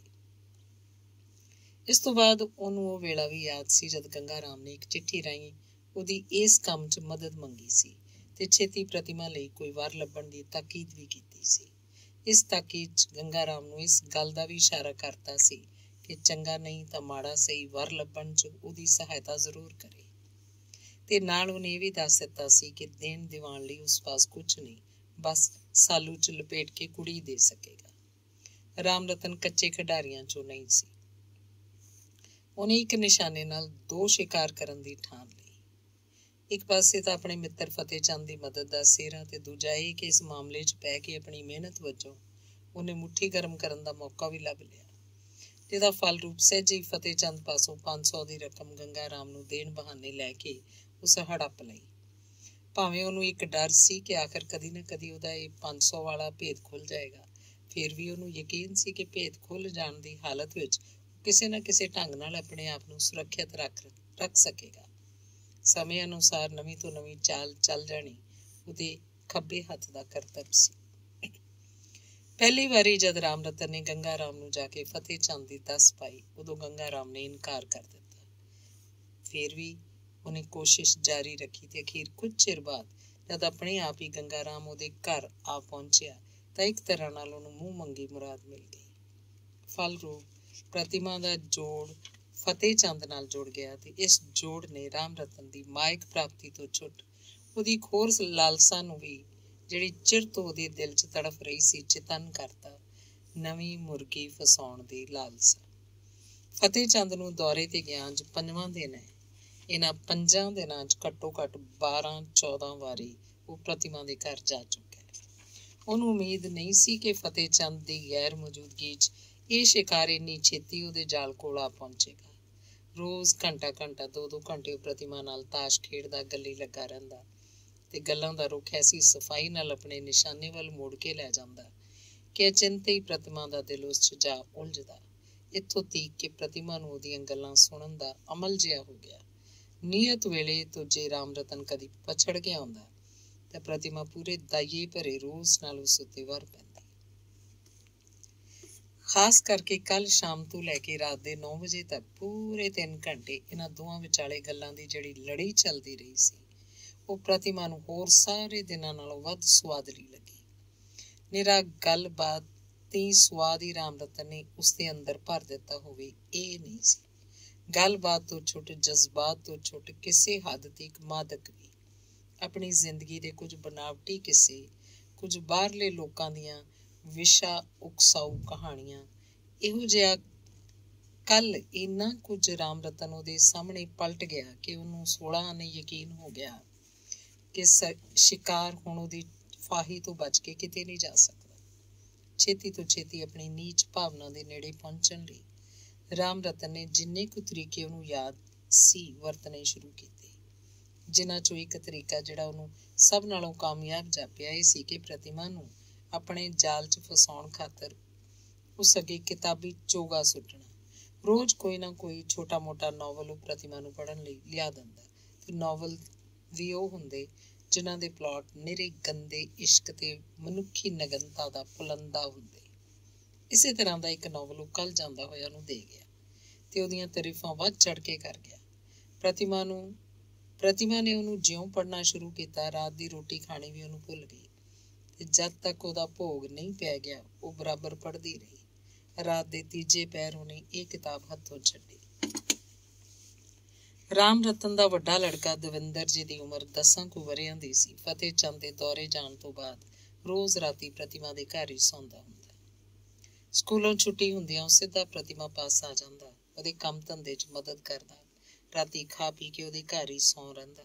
ਰੋਜ਼ ਸਵੇਰੇ ਪ੍ਰਤਿਮਾ ਉਹਨੂੰ ਜਗਾਉਂਦੀ, ਉਹ ਬਾਜ਼ਾਰੋਂ ਸੌਦਾ ਪੱਤਾ ਲਿਆ ਦਿੰਦਾ, ਫਿਰ ਖਾ ਪੀ ਕੇ ਸਕੂਲ ਚਲਾ ਜਾਂਦਾ। ਪਰ ਅੱਜ ਤੱਕ ਉਹ ਜਾਗਿਆ ਤਾਂ ਦਿਨ ਚੋਖਾ ਚੜ ਚੁੱਕਾ ਸੀ। ਪ੍ਰਤਿਮਾ ਸੁੱਤੀ ਹੋਈ ਸੀ। ਬੱਦਲ ਦੀ ਗੈਰ ਕਰਕੇ ਭਾਵੇਂ ਵਕਤ ਦਾ ਠੀਕ ਅੰਦਾਜ਼ਾ ਉਹ ਨਾ ਲਾ ਸਕਿਆ, ਪਰ ਸਕੂਲ ਜਿਹੜਾ ਇੱਥੋਂ ਕੁਝ ਕਦਮਾਂ ਦੀ ਵਿੱਥ ਤੇ ਸੀ, ਉਸ ਅੰਦਰੋਂ ਘੰਟੀ ਵੱਜਣ ਦੀ ਆਵਾਜ਼ ਸੁਣ ਕੇ ਉਹ ਸਮਝ ਗਿਆ ਅੱਜ ਜ਼ਰੂਰ ਉਹਦੀ ਗੈਰ ਹਾਜ਼ਰੀ ਲੱਗੇਗੀ। ਪ੍ਰਤਿਮਾ ਸ਼ਾਇਦ ਇਸ ਵੇਲੇ ਕੋਈ ਅਤ ਸੁਆਦਲਾ ਸੁਪਨਾ ਵੇਖ ਰਹੀ ਸੀ। ਰਾਤ ਵੇਲੇ ਉਸ ਪੜ੍ਹੇ ਹੋਏ ਨਾਵਲ ਦੀ ਹੀਰੋਇਨ ਦੇ ਰੂਪ 'ਚ ਸੁਪਨੇ ਦੇ ਸਵਾਦ ਤੇ ਨੀਂਦਰ ਦੇ ਖੁਮਾਰ 'ਚ ਪੂਰੀ ਤਰ੍ਹਾਂ ਗੁੱਟ ਹੋਈ। ਉਹ ਮੁੰਡੇ ਦੇ ਜਾਗਣ ਤੇ ਉੱਠ ਕੇ ਬੈਠ ਗਈ ਤੇ ਰਸੋਈ 'ਚ ਜਾ ਕੇ ਦਵਿੰਦਰ ਲਈ ਨਾਸ਼ਤਾ ਤਿਆਰ ਕੀਤਾ। ਇਸ ਵੇਲੇ ਆਕਾਸ਼ ਵਿੱਚ ਸੰਘਣੇ ਬੱਦਲ ਝੁਕੇ ਸਨ ਤੇ ਮਾੜੀ ਮੋਟੀ ਕਿਣਮਿਣ ਵੀ ਹੋ ਰਹੀ ਸੀ। ਜਦ ਦਵਿੰਦਰ ਬਸਤਾ ਚੁੱਕ ਕੇ ਸਕੂਲ ਜਾਣ ਲੱਗਾ ਤਾਂ ਪ੍ਰਤਿਮਾ ਨੇ ਉਹਨੂੰ ਤਾਕੀਦ ਕੀਤੀ, ਅੱਜ ਜਾਂਦਾ ਹੋਇਆ ਦਫ਼ਤਰ ਵੱਲੋਂ ਲੰਘਦਾ ਜਾਈਂ। ਜੇ ਤੇਰਾ ਬਾਊ ਉੱਥੇ ਹੋਇਆ ਤਾਂ ਕਹਿੰਦਾ ਜਾਈਂ ਸੂ ਕਿ ਮਾਸੀ ਦੀ ਤਬੀਅਤ ਠੀਕ ਨਹੀਂ। ਅੱਛਾ ਜੀ ਕਹਿ ਕੇ ਮੁੰਡਾ ਦੌੜ ਗਿਆ। ਅੰਗ 24ਵਾਂ। ਜਿਉਂ-ਜਿਉਂ ਦੇਰ ਹੁੰਦੀ ਗਈ ਪ੍ਰਤਿਮਾ ਦਾ ਸਬਰ ਕਾਹਲਾ ਪੈਂਦਾ ਗਿਆ। ਕੱਲ ਜਾਂਦਾ ਹੋਇਆ ਰਾਮ ਰਤਨ ਉਸ ਨਾਲ ਇਕਰਾਰ ਕਰਕੇ ਗਿਆ ਸੀ ਕਿ ਚਾਹ ਇੱਥੇ ਆ ਕੇ ਪੀਏਗਾ। ਪ੍ਰਤਿਮਾ ਨੇ ਕੱਲ ਸ਼ਾਮੀ ਦਵਿੰਦਰ ਪਾਸ ਸਵੇਰ ਦੀ ਚਾਹ ਲਈ ਉਚੇਚਾ ਸਮਾਨ ਮੰਗਵਾ ਰੱਖਿਆ ਸੀ। ਸਵੇਰੇ ਉਹਦੇ ਸਕੂਲ ਚਲੇ ਜਾਣ ਪਿੱਛੋਂ ਉਹਨੇ ਬੜੀ ਰੀਝ ਨਾਲ ਚਾਹ ਦੀ ਤਿਆਰੀ ਕੀਤੀ ਤੇ ਉਡੀਕ ਵਿੱਚ ਚੋਖਾ ਵਕਤ ਗੁਜ਼ਾਰ ਦਿੱਤਾ। ਪਰ ਰਾਮ ਰਤਨ ਕੋਈ ਨਾ ਆਇਆ। ਪਤੀਲੀ 'ਚ ਪਈ ਹੋਈ ਚਾਹ ਜਿਉਂ-ਜਿਉਂ ਠੰਡੀ ਹੁੰਦੀ ਗਈ, ਪ੍ਰਤਿਮਾ ਦੇ ਦਿਲ ਦੀ ਚਾਹ ਗਰਮ ਤੋਂ ਗਰਮ ਹੁੰਦੀ ਚਲੀ ਗਈ। ਚਾਹ ਦਾ ਵੇਲਾ ਬੀਤ ਕੇ ਰੋਟੀ ਵੇਲਾ ਹੋ ਗਿਆ, ਪਰ ਪ੍ਰਤਿਮਾ ਦੀ ਉਡੀਕ ਨੂੰ ਫਲ ਨਹੀਂ ਪਿਆ। ਭੁੱਖ ਨੇ ਜਦੋਂ ਉਹਨੂੰ ਪਰੇਸ਼ਾਨ ਕਰ ਦਿੱਤਾ ਤਾਂ ਕੁਝ ਥੋੜਾ ਬਹੁਤ ਖਾ ਕੇ ਉਹ ਕਮਰੇ 'ਚ ਜਾ ਲੇਟੀ ਤੇ ਸਿਰਹਾਣੇ ਉੱਤੇ ਪਏ ਹੋਏ ਉਸ ਨਾਵਲ ਨੂੰ ਫੜ ਕੇ ਉਹਦੇ ਵਰਕੇ ਉਥਲਣ ਲੱਗ ਪਈ। ਚੰਗੇ ਤੋਂ ਚੰਗਾ ਨਾਵਲ ਵੀ ਇੱਕ ਵਾਰੀ ਪੜ੍ਹ ਕੇ ਦੁਬਾਰਾ ਪੜ੍ਹਨ ਨੂੰ ਘੱਟ ਵੱਧ ਹੀ ਕਿਸੇ ਦਾ ਦਿਲ ਕਰਦਾ ਹੈ, ਪਰ ਪ੍ਰਤਿਮਾ ਨੇ ਜਦ ਇਹਨੂੰ ਦੂਜੀ ਵਾਰੀ ਪੜ੍ਹਨਾ ਸ਼ੁਰੂ ਕੀਤਾ ਤਾਂ ਪਹਿਲਾਂ ਨਾਲੋਂ ਵੀ ਦੂਣਾ ਸਵਾਦ ਅਨੁਭਵ ਕਰਨ ਲੱਗੀ। ਖਾਸ ਕਰਕੇ ਜਦ ਉਸ ਕਾਂਡ ਤੇ ਪਹੁੰਚੀ ਜਿੱਥੇ ਨਾਇਕ ਤੇ ਨਾਇਕਾ ਦਾ ਇੱਕ ਲੁਕਵੇਂ ਮਿਲਾਪ ਦਾ ਜ਼ਿਕਰ ਸੀ ਤਾਂ ਪ੍ਰੀਤਮਾ ਉਹਦੇ ਪਲਾਟ 'ਚ ਇੰਨੀ ਡੂੰਘੀ ਖੁੱਭ ਗਈ ਕਿ ਕਿੰਨਾ ਹੀ ਚਿਰ ਉਹਨੂੰ ਆਪਣੀ ਸੁੱਧ ਬੁੱਧ ਭੁੱਲੀ ਰਹੀ। ਮਜ਼ਬੂਨ ਦੀਆਂ ਇਹਨਾਂ ਸਤਰਾਂ ਤੇ ਪਹੁੰਚ ਕੇ ਵਾਸ਼ਨਾ ਨੇ ਕੋਈ ਅੱਗ ਦੀ ਪੁਤਲੀ ਬਣ ਕੇ ਉਹਦੀਆਂ ਅੱਖਾਂ 'ਚ ਨੱਚਣਾ ਸ਼ੁਰੂ ਕਰ ਦਿੱਤਾ। ਬੱਦਲਾਂ ਦੇ ਘੁਸਮੁਸੇ ਹੇਠ ਬੈਠੀ ਉਹ ਪ੍ਰੇਮ ਦੀਵਾਨੀ ਜੋੜੀ ਜਦ ਇੱਕ ਦੂਜੇ ਦੀਆਂ ਅੱਖਾਂ 'ਚ ਅੱਖਾਂ ਤੇ ਬਾਹਾਂ 'ਚ ਬਾਹਾਂ ਪਾਈ ਪਿਆਰ ਦੇ ਨਸ਼ੇ 'ਚ ਝੂਮ ਰਹੀ ਸੀ। ਨਾਵਲ ਉਹਨੇ ਫੇਰ ਰੱਖ ਦਿੱਤਾ ਤੇ ਮੰਜੇ ਤੇ ਪਈ ਕਮਰੇ ਵਿਚਲੀ ਹਰ ਛੋਟੀ ਵੱਡੀ ਚੀਜ਼ ਤੇ ਇਸ ਤਰ੍ਹਾਂ ਨਜ਼ਰ ਫੇਰੀ ਜਾਂਦੀ ਸੀ ਜਿਵੇਂ ਇਹਨਾਂ ਨਿਰਰਥਕ ਚੀਜ਼ਾਂ ਵਿੱਚੋਂ ਸਾਰਥਕਤਾ ਦਾ ਕੋਈ ਟਿਮਕਣਾ ਲੱਭਦੀ ਫਿਰਦੀ ਹੈ। ਫਿਰਦੀ ਫਿਰਦੀ ਉਹਦੀ ਨਜ਼ਰ ਜਾ ਟਿਕੀ ਉਸ ਪੁਰਾਣੇ ਗ੍ਰਾਮੋਫੋਨ ਉੱਤੇ ਜਿਹਨੂੰ ਉਹਨੇ ਕਦੀ ਇੱਕ ਅੱਧ ਵਾਰੀ ਵਜਾਇਆ ਸੀ। ਕੁਝ ਤਾਂ ਸਾਊਂਡ ਬਾਕਸ ਖਰਾਬ ਹੋਣ ਕਰਕੇ ਇਹਦੀ ਆਵਾਜ਼ ਬੜੀ ਭੱਦੀ ਸੀ। ਕੁਝ ਰਿਕਾਰਡ ਵੀ ਅਕਸਰ ਬਾਬੇ ਆਦਮ ਦੇ ਵੇਲੇ ਦੇ ਸੀ, ਜਿਨ੍ਹਾਂ 'ਚੋਂ ਬਹੁਤੇ ਤਾਂ ਅੰਗਰੇਜ਼ੀ ਦੇ ਡਾਂਸ ਆਦਿ ਸਨ, ਜਿਹੜੇ ਸ਼ਾਇਦ ਕਿਸੇ ਕਬਾੜੀਏ ਦੀ ਦੁਕਾਨੋਂ ਖਰੀਦੇ ਗਏ ਹੋਣਗੇ, ਤੇ ਜਿਹੜੇ ਕੁਝ ਇਹਨਾਂ 'ਚੋਂ ਦੇਸੀ ਸੀ ਉਹ ਵੀ ਬੜੇ ਖਸਤਾ ਹਾਲ ਵਿੱਚੋਂ। ਮੰਜੇ ਤੇ ਉੱਠ ਕੇ ਪ੍ਰਤਿਮਾ ਨੇ ਇਸ ਗ੍ਰਾਮੋਫੋਨ ਨੂੰ ਜਾ ਚੁੱਕਿਆ ਤੇ ਫਿਰ ਰਿਕਾਰਡਾਂ ਵਾਲਾ ਡੱਬਾ ਚੁਣ ਕੇ ਉਹਨੇ ਇੱਕ ਹੀ ਰਿਕਾਰਡ ਮਤਲਬ ਦਾ ਲੱਭਾ ਜਿਹੜਾ ਉਹਨੇ ਚੜਾ ਦਿੱਤਾ। ਸੂਈਆਂ ਵਾਲੀ ਡੱਬੀ ਖੋਲੀ ਤਾਂ ਉਸ 'ਚ ਕੇਵਲ ਇੱਕੋ ਸੂਈ ਬਾਕੀ ਸੀ। ਰਿਕਾਰਡ ਵੱਜਣ ਲੱਗਾ। ਪ੍ਰੀਤਮ ਅੱਜ ਦਿਲ ਖੁਸ਼ ਹੋਵੇ, ਇੱਕ ਮੈਂ ਹੋਵਾਂ ਇੱਕ ਤੂੰ ਹੋਵੇਂ, ਵਰ ਕੇ ਲੰਘ ਗਈ ਬਦਲੀ ਹੋਵੇ, ਕੁਦਰਤ ਖਿੜ-ਖਿੜ ਹੱਸਦੀ ਹੋਵੇ, ਇੱਕ ਝਰਨਾ ਕੋਲ ਰਵਾਂ ਹੋਵੇ, ਫਿਰ ਮੈਂ ਹੋਵਾਂ ਇੱਕ ਤੂੰ ਹੋਵੇਂ। ਆਵਾਜ਼ ਭੱਦੀ ਤੇ ਖਰ-ਖਰ ਕਰਦੀ ਸੀ, ਪਰ ਅੱਜ ਪ੍ਰਤਿਮਾ ਨੂੰ ਇਸ ਵਿੱਚੋਂ ਓੜਕਾਂ ਦਾ ਸਵਾਦ ਆ ਰਿਹਾ ਸੀ। ਇਸ ਵੇਲੇ ਉਹਨੂੰ ਬੱਦਲ ਗੱਜਣ ਦੀ ਆਵਾਜ਼ ਸੁਣਾਈ ਦਿੱਤੀ। ਪ੍ਰਤਿਮਾ ਨੂੰ ਜਾਪਿਆ ਜਿਵੇਂ ਬੱਦਲ ਦੀ ਨਹੀਂ, ਕੁਦਰਤ ਦੇ ਖਿੜ-ਖਿੜ ਹੱਸਣ ਦੀ ਇਹ ਆਵਾਜ਼ ਹੈ। ਠੰਡੀ ਹਵਾ ਦੇ ਡਰੋਂ ਉਹਨੇ ਬੂਹਾ ਢੋਇਆ ਹੋਇਆ ਸੀ। ਜਾ ਕੇ ਝਟਪਟ ਖੋਲ ਦਿੱਤਾ ਤੇ ਬਾਹਰ ਸਿਰ ਕੱਢ ਕੇ ਆਕਾਸ਼ ਵੱਲ ਝਾਕੀ ਜਿੱਥੇ ਕਾਲੀਆਂ ਬੱਦਲੀਆਂ ਉੱਡੀਆਂ ਜਾ ਰਹੀਆਂ ਸਨ। ਠੰਡੀ ਹਵਾ ਦਾ ਇੱਕ ਤੇਜ਼ ਬੁੱਲਾ ਉਹਦੇ ਚਿਹਰੇ ਨੂੰ ਸਪਰਸ਼ ਕਰਦਾ ਹੋਇਆ ਮੱਥੇ ਦੇ ਵਾਲਾਂ ਨਾਲ ਛੇੜਛਾੜ ਕਰ ਗਿਆ। ਕਿਸੇ ਮੇਘਦੂਤ ਦਾ ਸੁਨੇਹਾ ਬਣ ਕੇ। ਤੇ ਮੁੜ ਜਦ ਪ੍ਰਤਿਮਾ ਅੰਦਰ ਪਹੁੰਚੀ, ਰਿਕਾਰਡ ਵੱਜ ਰਿਹਾ ਸੀ। ਤੂੰ ਭਰ ਭਰ ਦੇ, ਮੈਂ ਪੀ ਪੀ ਜਾਵਾਂ। ਤੂੰ ਭਰ ਭਰ ਦੇ ਤੇ ਮੈਂ ਪੀ ਜਾਵਾਂ। ਪੀ ਪੀ ਕੇ ਖੀਵਾ ਥੀ ਜਾਵਾਂ। ਕੋਈ ਵਰਜਣ ਵਾਲਾ ਨਾ ਹੋਵੇ, ਇੱਕ ਮੈਂ ਹੋਵਾਂ, ਇੱਕ ਤੂੰ ਹੋਵੇਂ। ਰਿਕਾਰਡ ਖਤਮ ਹੋ ਗਿਆ। ਪ੍ਰਤਿਮਾ ਦੀ ਚਾਹ ਸੀ ਕਿ ਇੱਕ ਵਾਰ ਫੇਰ ਉਹਨੂੰ ਲਾ ਕੇ ਸੁਣੇ, ਪਰ ਸੂਈਆਂ ਦੀ ਅਣਹੋਂਦ ਨੇ ਉਹਦੀ ਮਨਸ਼ਾ ਪੂਰੀ ਨਾ ਹੋਣ ਦਿੱਤੀ। ਉਹਨੇ ਵਾਜਾ ਸਮੇਟ ਕੇ ਥਾਂ ਸਿਰ ਰੱਖ ਦਿੱਤਾ ਤੇ ਹੁਣ ਫੇਰ ਉਹ ਉਸ ਨੋਵਲ ਦੇ ਨਾਇਕ ਨੂੰ ਸਾਹਮਣੇ ਵੇਖ ਰਹੀ ਸੀ। ਨਾਇਕਾ ਗਾ ਰਹੀ ਸੀ, ਤੂੰ ਭਰ ਭਰ ਦੇ ਤੇ ਮੈਂ ਪੀ ਜਾਵਾਂ। ਤੇ ਨਾਇਕ ਭਰ ਭਰ ਕੇ ਪਿਆਲੀ ਤੇ ਨਾਇਕਾ ਭਰ ਭਰ ਕੇ ਪਿਆਈ ਜਾਂਦੀ ਸੀ। ਉਹਨੇ ਮਹਿਸੂਸ ਕੀਤਾ ਜਿਵੇਂ ਨੋਵਲ ਦਾ ਇਹੋ ਪਲਾਟ ਕਿਸੇ ਰੰਗੀਨ ਨਾਟਕ ਦੇ ਰੂਪ ਚ ਬਦਲ ਕੇ ਉਹਦੇ ਬਾਲ ਜੀਵਨ ਦੀ ਸਟੇਜ ਤੇ ਖੇਡਿਆ ਜਾ ਰਿਹਾ। ਅੱਜ ਤੋਂ 10 ਸਾਲ ਪਹਿਲਾਂ ਦਾ ਇੱਕ ਨਾਟਕ, 10 ਵਰ੍ਹਿਆਂ ਦੀ ਇੱਕ ਬਾਲੜੀ ਦੇ ਰੂਪ ਵਿੱਚ ਪ੍ਰਤਿਮਾ ਇਸ ਵੇਲੇ ਵੇਖ ਰਹੀ ਸੀ। ਪਾਪ ਦੀ ਦੁਨੀਆ ਦਾ ਇੱਕ ਸੀਨ, ਜਿੱਥੇ ਕੋਈ ਪ੍ਰੇਮਿਕਾ ਆਪਣੇ ਪ੍ਰੇਮੀਆਂ ਨੂੰ ਭਰ ਭਰ ਕੇ ਪਿਆਲ ਰਹੀ ਸੀ। ਬੋਤਲਾਂ, ਗਲਾਸਾਂ ਤੇ ਦੁਰਾਚਾਰੀ ਨਜ਼ਾਰਿਆਂ ਦੀ ਇੱਕ ਲੰਮੀ ਲੜੀ ਉਹਦੀਆਂ ਅੱਖਾਂ ਅੱਗੋਂ ਲੰਘਦੀ ਜਾ ਰਹੀ ਸੀ ਤੇ ਨਾਲੋਂ ਨਾਲ ਉਹਦੇ ਕੰਨਾਂ 'ਚ ਬਰਾਬਰ ਇਹ ਤੁਕਾਂ ਗੂੰਜ ਰਹੀਆਂ ਸਨ, ਤੂੰ ਭਰ ਭਰ ਦੇ ਤੇ ਮੈਂ ਪੀ ਜਾਵਾਂ।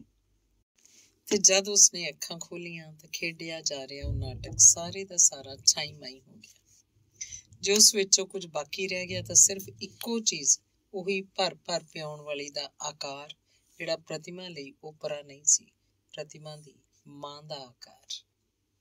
ਪ੍ਰਤਿਮਾ ਉੱਠੀ। ਨੋਵਲ ਜਿਹੜਾ ਉਹਦੀ ਛਾਤੀ ਤੇ ਖੁੱਲਿਆ ਪਿਆ ਸੀ, ਮੁੜ ਠੱਪ ਕੇ ਉਹਨੇ ਸਿਰਹਾਣੇ ਤੇ ਰੱਖ ਦਿੱਤਾ ਤੇ ਮੰਜੇ ਤੋਂ ਉਤਰ ਕੇ ਬੇਮਤਲਬੀ ਕਮਰੇ ਵਿੱਚ ਟਹਿਲਣ ਲੱਗੀ।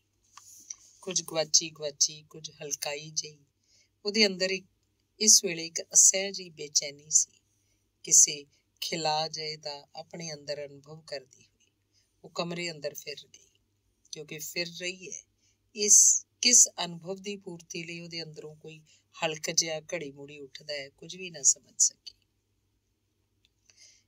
ਫਿਰਦੀ ਗੈਰ ਇਰਾਦੀ ਤੌਰ ਤੇ ਕਦੀ ਉਹ ਕਿਸੇ ਟਰੰਕ ਨੂੰ ਜਾ ਫੋਲਦੀ, ਕਦੀ ਮੇਜ਼ ਤੇ ਕਈਆਂ ਕਿਤਾਬਾਂ ਦੇ ਵਰਕੇ ਉਥਲਣ ਲੱਗ ਪੈਂਦੀ ਤੇ ਕਦੀ ਅਲਮਾਰੀ ਦੀ ਤਾਕੀ ਖੋਲ ਕੇ ਉਸ ਵਿੱਚ ਦੀਆਂ ਚੀਜ਼ਾਂ ਨੂੰ ਚੁੱਕਣਾ ਰੱਖਣਾ ਸ਼ੁਰੂ ਕਰ ਦਿੰਦੀ ਤੇ ਇੱਧਰੋਂ ਹਟ ਕੇ ਫਿਰ ਮੰਜੇ ਤੇ ਜਾ ਟਹਿੰਦੀ। ਇਸ ਪਾਗਲ ਲੀਲਾ ਵਿੱਚ ਉਹਨੇ ਕਿੰਨਾ ਹੀ ਚਿਰ ਬਿਤਾ ਦਿੱਤਾ। ਝਟ ਕੁ ਮੰਜੇ ਤੇ ਲੇਟੀ ਰਹਿਣ ਤੋਂ ਬਾਅਦ ਉਹ ਇੱਕ ਵਾਰੀ ਫੇਰ ਉੱਠੀ ਤੇ ਫਿਰ ਉਸੇ ਅਲਮਾਰੀ ਅੱਗੇ ਜਾ ਖਲੋਤੀ। ਫਿਰ ਉਹੀ ਫੋਲਾ ਫਾਲੀ। ਇਸ ਕਿਰਿਆ ਦੇ ਵਿਚਾਲੇ ਇੱਕ ਐਸੀ ਚੀਜ਼ ਤੇ ਉਸਦੀ ਨਜ਼ਰ ਜਾ ਟਿਕੀ ਜਿਹੜੀ ਉਪਰੀ ਨਾ ਹੁੰਦੀ ਹੋਈ ਵੀ ਇਸ ਵੇਲੇ ਉਹਦੀ ਦਿਲਚਸਪੀ ਦਾ ਕਾਰਨ ਬਣੀ ਸੀ। ਸ਼ਾਇਦ ਅਜੇ ਹੁਣੇ ਉਹ ਇਸ ਚੀਜ਼ ਨੂੰ ਡੂੰਘੀ ਨੀਝ ਨਾਲ ਇੱਕ ਤੋਂ ਵੱਧ ਵਾਰੀ ਵੇਖ ਕੇ ਹਟੀ ਸੀ। ਇਹ ਕੀ ਸੀ? ਸ਼ਰਾਬ ਦੀ ਬੰਦ ਅਦਵਾੜ, ਜਿਸ ਵਰਗੀਆਂ ਕਈ ਭਰੀਆਂ ਅਧੂਰੀਆਂ ਤੇ ਖਾਲੀ ਬੋਤਲਾਂ ਉਹ ਰੋਜ਼ ਹੀ ਵੇਖਦੀ ਸੀ। ਪਰ ਇਹ ਚੀਜ਼ ਉਹਨੂੰ ਕਿਉਂ ਅਨੋਖੀ ਜਾਪ ਰਹੀ ਸੀ? ਇਸ ਬੁਝਾਰਤ ਦਾ ਹੱਲ ਉਹਦੀ ਸਮਝ 'ਚ ਨਹੀਂ ਸੀ ਆ ਰਿਹਾ। ਬੋਤਲ ਨੂੰ ਹੱਥ 'ਚ ਫੜੀ ਉਹ ਕਿੰਨਾ ਹੀ ਚਿਰ ਉਸ ਉੱਤੇ ਇਸ ਤਰ੍ਹਾਂ ਨਜ਼ਰ ਗੱਡੀ ਖੜੋਤੀ ਰਹੀ, ਜਿਵੇਂ ਮੁੱਦਤਾਂ ਪਿੱਛੋਂ ਅਸੀਂ ਆਪਣੇ ਕਿਸੇ ਪੁਰਾਣੇ ਜਾਣੂ ਪਛਾਣੂ ਨੂੰ ਵੇਖ ਕੇ ਸੋਚਦੇ ਹਾਂ ਕਿ ਇਹ ਉਹ ਹੈ ਜਿਹਨੂੰ ਕਦੀ ਫਲਾਣੇ ਥਾਂ ਵੇਖਿਆ ਸੀ। ਬੋਤਲ 'ਚ ਛਲਕਦੀ ਹੋਈ ਉਸ ਲਾਲ ਚੀਜ਼ ਵਿੱਚੋਂ ਸਾਰ ਦੁਪਾਰ ਹੋ ਕੇ ਇੱਕ ਵਾਰੀ ਉਹਦੀਆਂ ਸੂਖਮ ਅੱਖਾਂ ਕਿਤੇ ਦੂਰ ਦੁਰਾਡੇ ਜਾ ਟਿਕੀਆਂ। ਆਪਣੇ ਆਪ ਨੂੰ ਅਸਲ ਨਾਲੋਂ ਉਮਰ ਦੀ ਕੁੜੀ ਮਹਿਸੂਸ ਕਰਦਿਆਂ ਉਹੀ ਰੰਗ ਰੂਪ, ਉਹੀ ਬੀਭਤਸ ਦ੍ਰਿਸ਼ ਤੇ ਉਹੀ ਭਰ ਭਰ ਕੇ ਪਿਆਉਣ ਵਾਲੀ ਹੀਰੋਇਨ ਜੀ ਦੇ ਹੱਥਾਂ 'ਚ ਫੜੀ ਹੋਈ ਇਸੇ ਤਰ੍ਹਾਂ ਦੀ ਇੱਕ ਬੋਤਲ ਵਿੱਚੋਂ ਛਲ ਕਰਦਾ ਹੋਇਆ ਕੋਈ ਦਾਨਵੀ ਪਦਾਰਥ ਜਿਹੜਾ ਅਨੇਕਾਂ ਗਲਿਆਂ 'ਚ ਉਤਰ ਰਿਹਾ ਸੀ। ਹੁਣ ਪ੍ਰਤਿਮਾ ਕੀ ਕਰ ਰਹੀ ਸੀ? ਬੋਤਲ ਨੂੰ ਹਿਲਾ ਕੇ ਉਸ ਉੱਤੇ ਤੁਰਦੇ ਹੋਏ ਮਹੀਨ ਦਾਣਿਆਂ ਨੂੰ ਮਿਟਦੇ ਤੱਕ ਰਹੀ ਸੀ। ਇੱਕਦਮ ਜਿਵੇਂ ਕਿਸੇ ਨੇ ਬਿਜਲੀ ਦਾ ਸਵਿੱਚ ਦਬਾ ਦਿੱਤਾ ਹੋਵੇ। ਉਹ ਝਟਪਟ ਉੱਥੋਂ ਹਟ ਕੇ ਬਾਹਰ ਰਸੋਈ 'ਚ ਪਹੁੰਚੀ। ਉੱਥੋਂ ਚਾਕੂ ਚੁੱਕ ਲਿਆਈ, ਜਿਹਦੇ ਫਲ ਦੀ ਨੋਕ ਨਾਲ ਉਹਨੇ ਬੋਤਲ ਦੇ ਮੂੰਹ ਉਤਲੀ ਲਾਖ ਨੂੰ ਖੁਰਚਣਾ ਸ਼ੁਰੂ ਕੀਤਾ ਤੇ ਫਿਰ ਕਾਕ ਖੋਲ ਸੁੱਟਿਆ। ਹੁਣ ਖੁੱਲੀ ਹੋਈ ਬੋਤਲ ਉਹਦੇ ਹੱਥ ਸੀ ਤੇ ਉਸ ਉੱਤੇ ਨੱਕ ਰੱਖ ਕੇ ਉਹਦੀ ਮੁਸ਼ਕ ਸੁੰਘ ਰਹੀ ਸੀ। ਸ਼ਾਇਦ ਇਸ ਵੇਲੇ ਉਹਦੇ ਸੋਚਣ ਵਾਲੀ ਮਸ਼ੀਨ ਬੰਦ ਹੋ ਚੁੱਕੀ ਸੀ। ਫਿਰ ਉਹਨੇ ਬੋਤਲ ਦੇ ਮੂੰਹ 'ਚ ਸੱਜੇ ਹੱਥ ਦੀ ਪਹਿਲੀ ਉਂਗਲ ਪਾਈ ਤੇ ਇੱਕ ਪੋਟਾ ਡੋਬ ਕੇ ਜੀਭ ਨਾਲ ਛੁਆ ਦਿੱਤਾ। ਮਨੁੱਖ ਦਾ ਸੁਭਾਅ ਹੈ ਕਿ ਚੰਗਾ ਕੰਮ ਕਰ ਭਾਵੇਂ ਭੈੜਾ, ਉਹਦੇ ਹੱਕ 'ਚ ਦਲੀਲਾਂ ਜ਼ਰੂਰ ਲੱਭ ਲੈਂਦਾ ਹੈ। ਪ੍ਰਤਿਮਾ ਨੂੰ ਇਹ ਚੀਜ਼ ਭੈੜੀ ਤੇ ਘ੍ਰਿਣਤ ਜਾਪੀ। ਫਿਰ ਵੀ ਇਸ ਵੇਲੇ ਉਹ ਇਹਦੇ ਹੱਕ 'ਚ ਦਲੀਲਾਂ ਟੋਲਦੀ ਹੋਈ ਸੋਚ ਰਹੀ ਸੀ। ਲੋਕ ਜੋ ਇਹਨੂੰ ਐਡੇ ਚਾਅ ਨਾਲ ਪੀਂਦੇ ਨੇ, ਸ਼ਾਇਰ ਤਾਂ ਇਹਨੂੰ ਆਪਣੀ ਕਵਿਤਾ ਦੀ ਜਾਨ ਸਮਝਦੇ ਨੇ। ਫਿਰ ਇਹ ਵੀ ਵੇਖਿਆ ਜਾਂਦਾ ਹੈ ਕਿ ਇੱਕ ਵਾਰੀ ਜਿਹਦੇ ਮੂੰਹ ਲੱਗ ਜਾਏ ਮੁੜ ਸਾਰੀ ਉਮਰ ਲੱਥਦੀ ਨਹੀਂ। ਇਹਦਾ ਮਤਲਬ ਤਾਂ ਇਹ ਹੈ ਕਿ ਜ਼ਰੂਰ ਇਸ 'ਚ ਕੋਈ ਖੂਬੀ ਹੋਏਗੀ, ਸਵਾਦ ਨਾ ਸੀ, ਗੁਣ ਸੀ। ਅੱਖਾਂ ਬੰਦ ਕਰਕੇ ਉਹਨੇ ਇੱਕ ਵਾਰੀ ਫਿਰ ਬੋਤਲ ਨੂੰ ਸੁੰਘਿਆ ਤੇ ਜਦ ਮੁੜ ਉਹਨੇ ਅੱਖਾਂ ਖੋਲੀਆਂ ਤਾਂ ਬੋਤਲ ਨੂੰ ਨੱਕ ਦੇ ਥਾਂ ਉਹਨੇ ਆਪਣੇ ਹੋਠਾਂ ਨਾਲ ਉਹਨੇ ਖੇੜਿਆ ਵੇਖਿਆ, ਜਿਹਦਾ ਗਲਮੇ ਤੋਂ ਉਤਲਾ ਹਿੱਸਾ ਖਾਲੀ ਹੋ ਚੁੱਕਾ ਸੀ। ਜਿੱਥੋਂ ਉਹਨੇ ਬੋਤਲ ਚੁੱਕੀ ਸੀ ਮੁੜ ਉੱਥੇ ਟਿਕਾਤੀ। ਉਹਦਾ ਦਿਲ ਮਿਤਲਾ ਰਿਹਾ ਸੀ, ਜਿਵੇਂ ਉਹ ਬੱਤ ਆਇਆ ਕਿ ਆਇਆ। ਫਿਰ ਉਹਨੇ ਰਸੋਈ 'ਚ ਜਾ ਕੇ 2-4 ਘੁੱਟ ਪੀਤੇ। ਫਿਰ ਅੱਗੇ ਵਾਂਗ ਹੀ ਕਮਰੇ 'ਚ ਫਿਰਨ ਲੱਗ ਪਈ। ਫਿਰਦਿਆਂ ਫਿਰਦਿਆਂ ਉਹਦੀਆਂ ਲੱਤਾਂ ਲੜਖੜਾਉਣ ਲੱਗ ਪਈਆਂ। ਸਿਰ ਜਿਵੇਂ ਮੋਢਿਆਂ ਉੱਤੇ ਹੈ ਹੀ ਨਹੀਂ ਸੀ। ਉਹਦੇ ਕਲੇਜੇ 'ਚ ਅੱਗ ਜੀ ਲੱਗ ਉੱਠੀ। ਇਸ ਵੇਲੇ ਉਹਨੂੰ ਬਾਹਰੋਂ ਕਿਸੇ ਆਉਂਦੇ ਦਾ ਝੋਲਾ ਜਿਹਾ ਪਿਆ। ਅੰਗ 25। ਕੱਪੜੇ ਦੀ ਕੰਨੀ ਨੂੰ ਅੱਗ ਲੱਗੀ ਹੋਈ ਵੇਖ ਕੇ ਕੋਈ ਚੈਨ ਨਾਲ ਬੈਠ ਜਾਂ ਸੌਂ ਸਕਦਾ? ਫਿਰ ਜਿਹਦੇ ਦਿਲ ਦੀਆਂ ਕੰਨੀਆਂ ਸੜ ਰਹੀਆਂ ਹੋਣ, ਉਹਦੀਆਂ ਅੱਖਾਂ ਵਿੱਚ ਨੀਂਦਰ? ਇਹ ਅਣਹੋਣੀ ਗੱਲ ਹੈ। ਰਾਤ ਦੇ 4 ਪਹਿਰ ਰਾਮ ਰਤਨ ਨੇ ਬੇਉਨੀਂਦੀਆਂ ਅੱਖਾਂ 'ਚ ਬਿਤਾ ਦਿੱਤੇ। ਸ਼ਾਇਦ ਇਹ ਰਾਤ ਉਸ ਲਈ ਆਪਣੀ ਉਮਰ ਨਾਲੋਂ ਵੀ ਲੰਮੀ ਹੋ ਗਈ ਸੀ, ਇੰਨੀ ਲੰਮੀ ਕਿ ਜਿਹਦਾ 1 ਮਿੰਟ ਜਿਵੇਂ ਉਹਦੀਆਂ ਅੱਖਾਂ ਦੀਆਂ ਪੁਤਲੀਆਂ ਛੇਕ ਕਰਕੇ ਲੰਘ ਰਿਹਾ ਸੀ। ਰਾਤੀ ਆਉਂਦਾ ਹੋਇਆ ਉਹ ਅੱਗ ਦਾ ਜਿਹੜਾ ਲੂੰਬਾ ਪ੍ਰਤਿਮਾ ਦੇ ਦਿਲ ਨੂੰ ਲਾ ਆਇਆ ਸੀ। ਉਹ ਨਹੀਂ ਸੀ ਜਾਣਦਾ ਇਹਦੀ ਤਪਸ਼ ਨਾਲ ਖੁਦ ਉਹਦਾ ਤਨ ਮਨ ਝੁਲਸ ਜਾਏਗਾ। ਉਹਨੇ ਜਿਸ ਪੰਛੀ ਨੂੰ ਫਾਉਣ ਲਈ ਜਾਲ ਲਾਇਆ ਸੀ, ਉਹ ਨਹੀਂ ਸੀ ਜਾਣਦਾ ਉਸੇ ਜਾਲ ਦੀ ਫਾਹੀ 'ਚ ਉਹ ਆਪ ਵੀ ਬੁਰੀ ਤਰ੍ਹਾਂ ਫਸ ਜਾਏਗਾ। ਸਕਿੰਟਾਂ, ਮਿੰਟਾਂ ਤੇ ਘੰਟਿਆਂ ਦਾ ਗੇੜ ਮਾਲਾ ਦੇ ਮਣਕਿਆਂ ਵਾਂਗ ਚੱਲਦਾ ਜਾ ਰਿਹਾ ਸੀ ਤੇ ਬਿਸਤਰੇ 'ਚ ਪਏ ਹੋਏ ਰਾਮ ਰਤਨ ਦੀ ਰੂਹ ਇਹਨਾਂ ਮਣਕਿਆਂ ਦੇ ਛੇਕਾਂ ਥਾਣੀ ਆਕਾਸ਼ ਵੱਲ ਝਾਕਦੀ ਹੋਈ ਊਸ਼ਾ ਦੀ ਸਫੈਦੀ ਨੂੰ ਉਡੀਕ ਰਹੀ ਸੀ। ਨਿੱਘਾ ਵਿਛਾਉਣਾ ਸੂਲਾਂ ਬਣ ਕੇ ਉਹਦੇ ਅੰਗਾਂ ਨੂੰ ਵਿੰਨਣ ਲੱਗ ਪੈਂਦਾ। ਜਦ ਬੱਦਲਾਂ ਦੀ ਕਾਲੋਂ ਵਿੱਚੋਂ ਬਿਜਲੀ ਦੀ ਚਮਕ ਪੈਦਾ ਹੋ ਕੇ ਪਿਛਲੀ ਬਾਰੀ ਥਾਣੀ ਉਹਦੀ ਕੋਠੜੀ ਵਿੱਚ ਪ੍ਰਵੇਸ਼ ਕਰਦੀ। ਹਵਾ ਦੇ ਠੰਡੇ ਝੋਂਕੇ ਅੱਗ ਦੇ ਅਲੰਬੇ ਬਣ ਕੇ ਉਹਦੀ ਖੱਲੜੀ ਨੂੰ ਲੂਹ ਰਹੇ ਸੀ। ਅਖੀਰ ਇਸ ਤਰ੍ਹਾਂ ਰਾਤ ਦਾ ਚੌਥਾ ਪਹਿਰ ਸਮਾਪਤ ਹੋਇਆ ਤੇ ਸੂਰਜ ਦੇਵਤਾ ਨੇ ਆਪਣੀ ਪਹਿਲੀ ਕਿਰਨ ਦੁਆਰਾ ਉਹਨੂੰ ਪਾਪਪੁਰੀ ਵੱਲ ਉੱਠ ਦੌੜਨ ਦਾ ਸੰਦੇਸ਼ ਪਹੁੰਚਾਇਆ। ਥੋੜੀ ਦੇਰ ਬਾਅਦ ਜਦ ਮੁਝਾਖੜੇ ਦੀ ਖਾਮੋਸ਼ੀ 'ਚ ਪ੍ਰਭਾਤ ਪੰਛੀਆਂ ਦੀ ਚੋਂ ਨੇ ਰਸ ਭਰਨਾ ਸ਼ੁਰੂ ਕਰ ਦਿੱਤਾ ਸੀ, ਰਾਮ ਰਤਨ ਕਾਲੇ ਕਦਮੀ ਤਹਿਸੀਲ ਵੱਲ ਤੁਰਿਆ ਜਾ ਰਿਹਾ ਸੀ। ਇੱਕ ਠੰਡਾ ਜਿਹਾ ਕੰਬਾ ਇਸ ਵੇਲੇ ਉਹਦੇ ਸਾਰੇ ਅੰਗਾਂ 'ਚ ਵਰਦਮਾਨ ਸੀ। ਫਤਿਹ ਚੰਦ ਦੇ ਕਾਨ ਕੋਲ ਪਹੁੰਚ ਕੇ ਉਹਨੇ ਇੱਕ ਭੈ ਭੀਤ ਨਜ਼ਰ ਨਾਲ ਆਪਣੇ ਆਲੇ ਦੁਆਲੇ ਤੱਕਿਆ। ਆਕਾਸ਼ ਦਾ ਪੁਲਾੜ ਉਹਦੀ ਆਤਮਾ ਵਾਂਗ ਗੰਧਲਾ ਹੋ ਕੇ ਧੁੰਦਲਾ ਸੀ। ਲਾਗਲੇ ਇੱਕ ਘਰ ਦੇ ਵਿਹੜੇ 'ਚੋਂ ਉਹਨੂੰ ਕੁੱਕੜਾਂ ਦੀ ਬਾਂਗ ਸੁਣਾਈ ਦਿੱਤੀ। ਉਹਨੂੰ ਜਾਪਿਆ ਜਿਵੇਂ ਦੁਸ਼ਟ ਕੁੱਕੜ ਉਹਦੀ ਕਰਤੂਤ ਦਾ ਢੰਡੋਰਾ ਪਿੱਟਦਾ ਹੋਇਆ ਸੁੱਤਿਆਂ ਨੂੰ ਜਗਾ ਰਿਹਾ। ਇੰਨੀ ਸਵੇਰ ਉਹਦੇ ਘਰ ਜਾਂਦਿਆਂ ਜੇ ਕਿਸੇ ਨੇ ਮੈਨੂੰ ਵੇਖ ਲਿਆ, ਇਹ ਖਿਆਲ ਆਉਂਦਿਆਂ ਹੀ ਉਹਦੇ ਕਦਮ ਰੁਕ ਗਏ। ਰੁਕਣ ਤੋਂ ਛੁੱਟ ਪਿਛਾਂਹ ਵੀ ਪਰਤ ਗਏ ਤੇ ਉਹਨੂੰ ਪਤਾ ਹੀ ਨਾ ਲੱਗਾ ਜਦ ਥੋੜੀ ਦੇਰ ਬਾਅਦ ਆਪਣੇ ਆਪ ਨੂੰ ਉਹਨੇ ਜ਼ਿਲ੍ਹੇਦਾਰ ਦੇ ਦਫ਼ਤਰ ਅੱਗੇ ਵੇਖਿਆ। ਦਫ਼ਤਰ ਦੀ ਕੁੰਜੀ ਉਸੇ ਕੋਲ ਸੀ। ਅਫਸਰ ਦੀ ਗੈਰ ਮੌਜੂਦਗੀ 'ਚ ਰੋਜ਼ ਦਿਨ ਚੜ੍ਹਦੇ ਤੋਂ ਲੈ ਕੇ ਲੌਡੇ ਵੇਲੇ ਤੀਕ ਉਹਨੂੰ ਦਫ਼ਤਰ 'ਚ ਮੌਜੂਦ ਰਹਿਣਾ ਪੈਂਦਾ ਸੀ। ਅੱਜ ਭਾਵੇਂ ਕੁਝ ਸਵਖਤਾ ਸੀ, ਪਰ ਉਹਨੇ ਜੇਬ 'ਚੋਂ ਕੁੰਜੀ ਕੱਢ ਕੇ ਬੂਹਾ ਖੋਲ੍ਹਿਆ ਤੇ ਅੰਦਰ ਜਾ ਕੇ ਇੱਕ ਆਰਾਮ ਕੁਰਸੀ ਤੇ ਲੇਟ ਗਿਆ। ਫਿਰ ਉਹੀ ਉਡੀਕ ਦੀਆਂ ਘੜੀਆਂ। ਰਾਤ ਦੇ ਉਨੀਂਦੇ ਕਰਕੇ ਉਹਨੂੰ ਝਪਕੀ ਆ ਗਈ ਤੇ ਝਪਕੀ ਤੋਂ ਬਾਅਦ ਨੀਂਦਰ ਦਾ ਝੂਟਾ। ਬਾਊ ਜੀ, ਆਵਾਜ਼ ਸੁਣ ਕੇ ਤਰਬਕ ਪਿਆ। ਮਾਸੀ ਕਹਿੰਦੀ ਸੀ ਮੇਰੀ ਤਬੀਅਤ ਠੀਕ ਨਹੀਂ। ਰਾਮ ਰਤਨ ਕੁਰਸੀ ਤੋਂ ਉੱਠ ਖੜੋਤਾ। ਕਮਰੇ ਤੇ ਰੌਸ਼ਨਦਾਨਾਂ 'ਚ ਭਿੱਜੀ ਹਵਾ ਦੇ ਫਰਾਟੇ ਅੰਦਰ ਆ ਰਹੇ ਸਨ। ਕੰਧ ਨਾਲ ਲੱਗੀ ਹੋਈ ਕਲੌਕ 9:15 ਦੀ ਸੂਚਨਾ ਦੇ ਰਹੀ ਸੀ।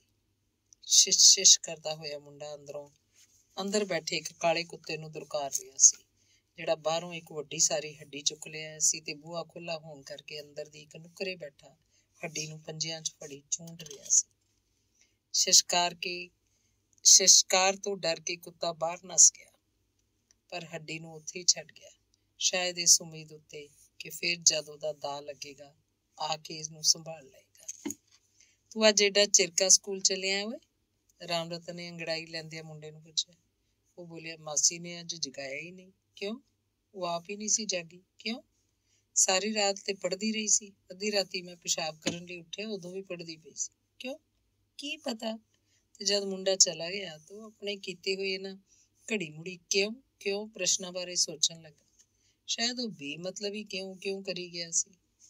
ਮੁੰਡੇ ਦੀਆਂ ਗੱਲਾਂ ਤੋਂ ਉਹਨੇ ਅੰਦਾਜ਼ਾ ਲਾਇਆ ਕਿ ਉਹਦੀ ਲਾਈ ਹੋਈ ਕੜਕੀ ਸਫਲ ਰਹੀ ਹੈ, ਪਰ ਜਾਣ ਦੀ ਬੇਹੱਦ ਕਾਹਲੀ ਦੇ ਹੁੰਦਿਆਂ ਵੀ ਉਹ ਅਜੇ ਹੋਰ ਕੁਝ ਚਿਰ ਲਈ ਠਹਿਰਨਾ ਚਾਹੁੰਦਾ ਸੀ। ਸ਼ਾਇਦ ਇਹ ਸੋਚ ਕੇ ਕਿ ਕੜਕੇ 'ਚ ਫਸਿਆ ਹੋਇਆ ਸ਼ਿਕਾਰ ਜਿੰਨਾ ਬਹੁਤਾ ਛਟਪਟਾਉਂਦਾ ਹੈ, ਓਨਾ ਹੀ ਉਹਦੇ ਫੜਨ 'ਚ ਸੁਖਾਲ ਤੇ ਸੁਆਦ ਰਹੇਗਾ।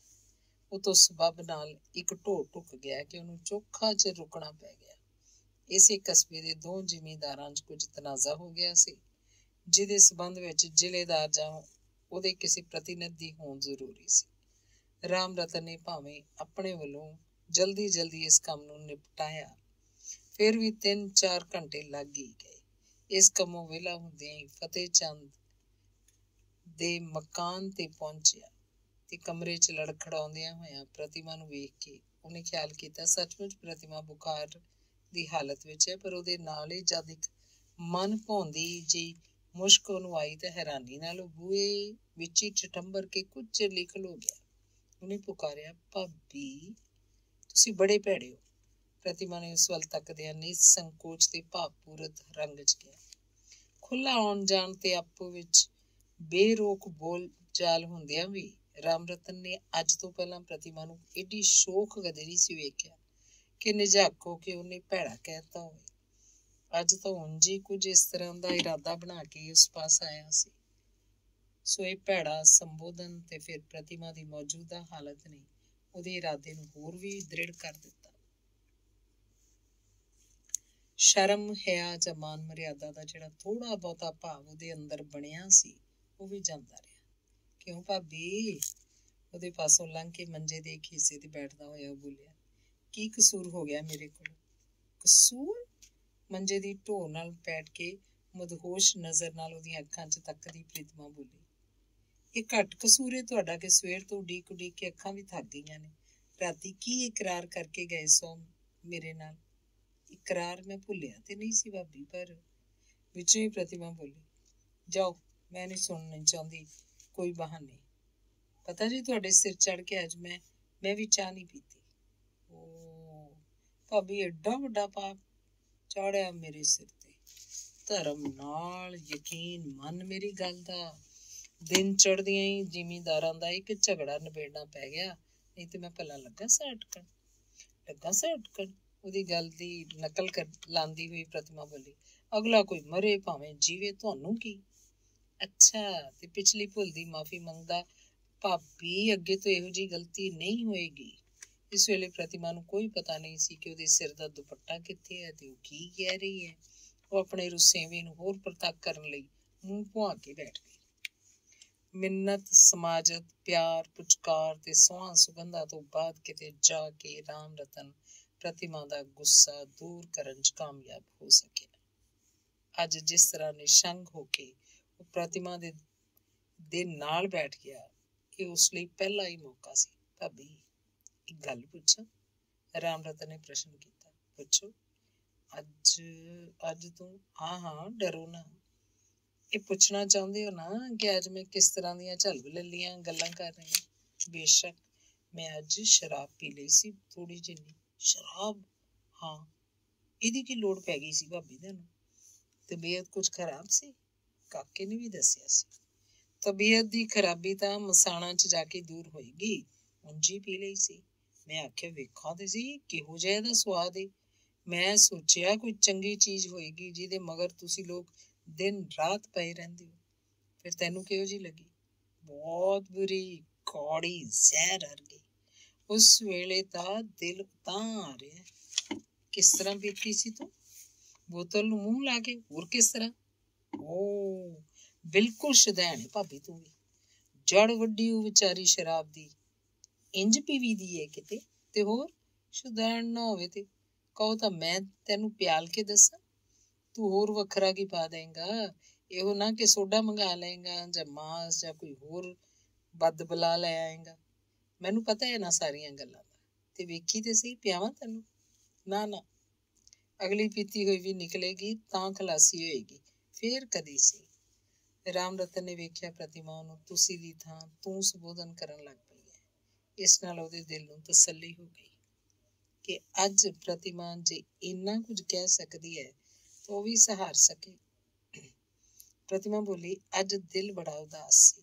ਮੈਂ ਆਖਿਆ ਦਿਓਰ ਹੁੰਦਾ ਤਾਂ 2-4 ਗੱਲਾਂ ਸੁਣਾ ਕੇ ਕੁਝ ਉਦਾਸੀ ਦੂਰ ਕਰ ਦਿੰਦਾ, ਪਰ ਭਾਬੀ ਸੱਚ ਪੁੱਛੇ ਤੇਰੇ ਸਾਹਮਣੇ ਆ ਕੇ ਮੇਰਾ ਦਿਲ ਆਪ ਉਦਾਸ ਹੋ ਜਾਂਦਾ। ਕਿਉਂ, ਮੈਂ ਤੈਨੂੰ ਇੰਨੀ ਬੁਰੀ ਲੱਗਣੀ ਆ?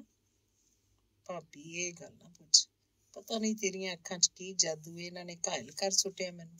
ਝੂਠਾ ਨਾ ਹੋਵੇ ਤੇ ਦਿਲ ਚੀਰ ਕੇ ਤੈਨੂੰ ਨਹੀਂ ਵਿਖਾ ਸਕਦਾ ਭਾਬੀ।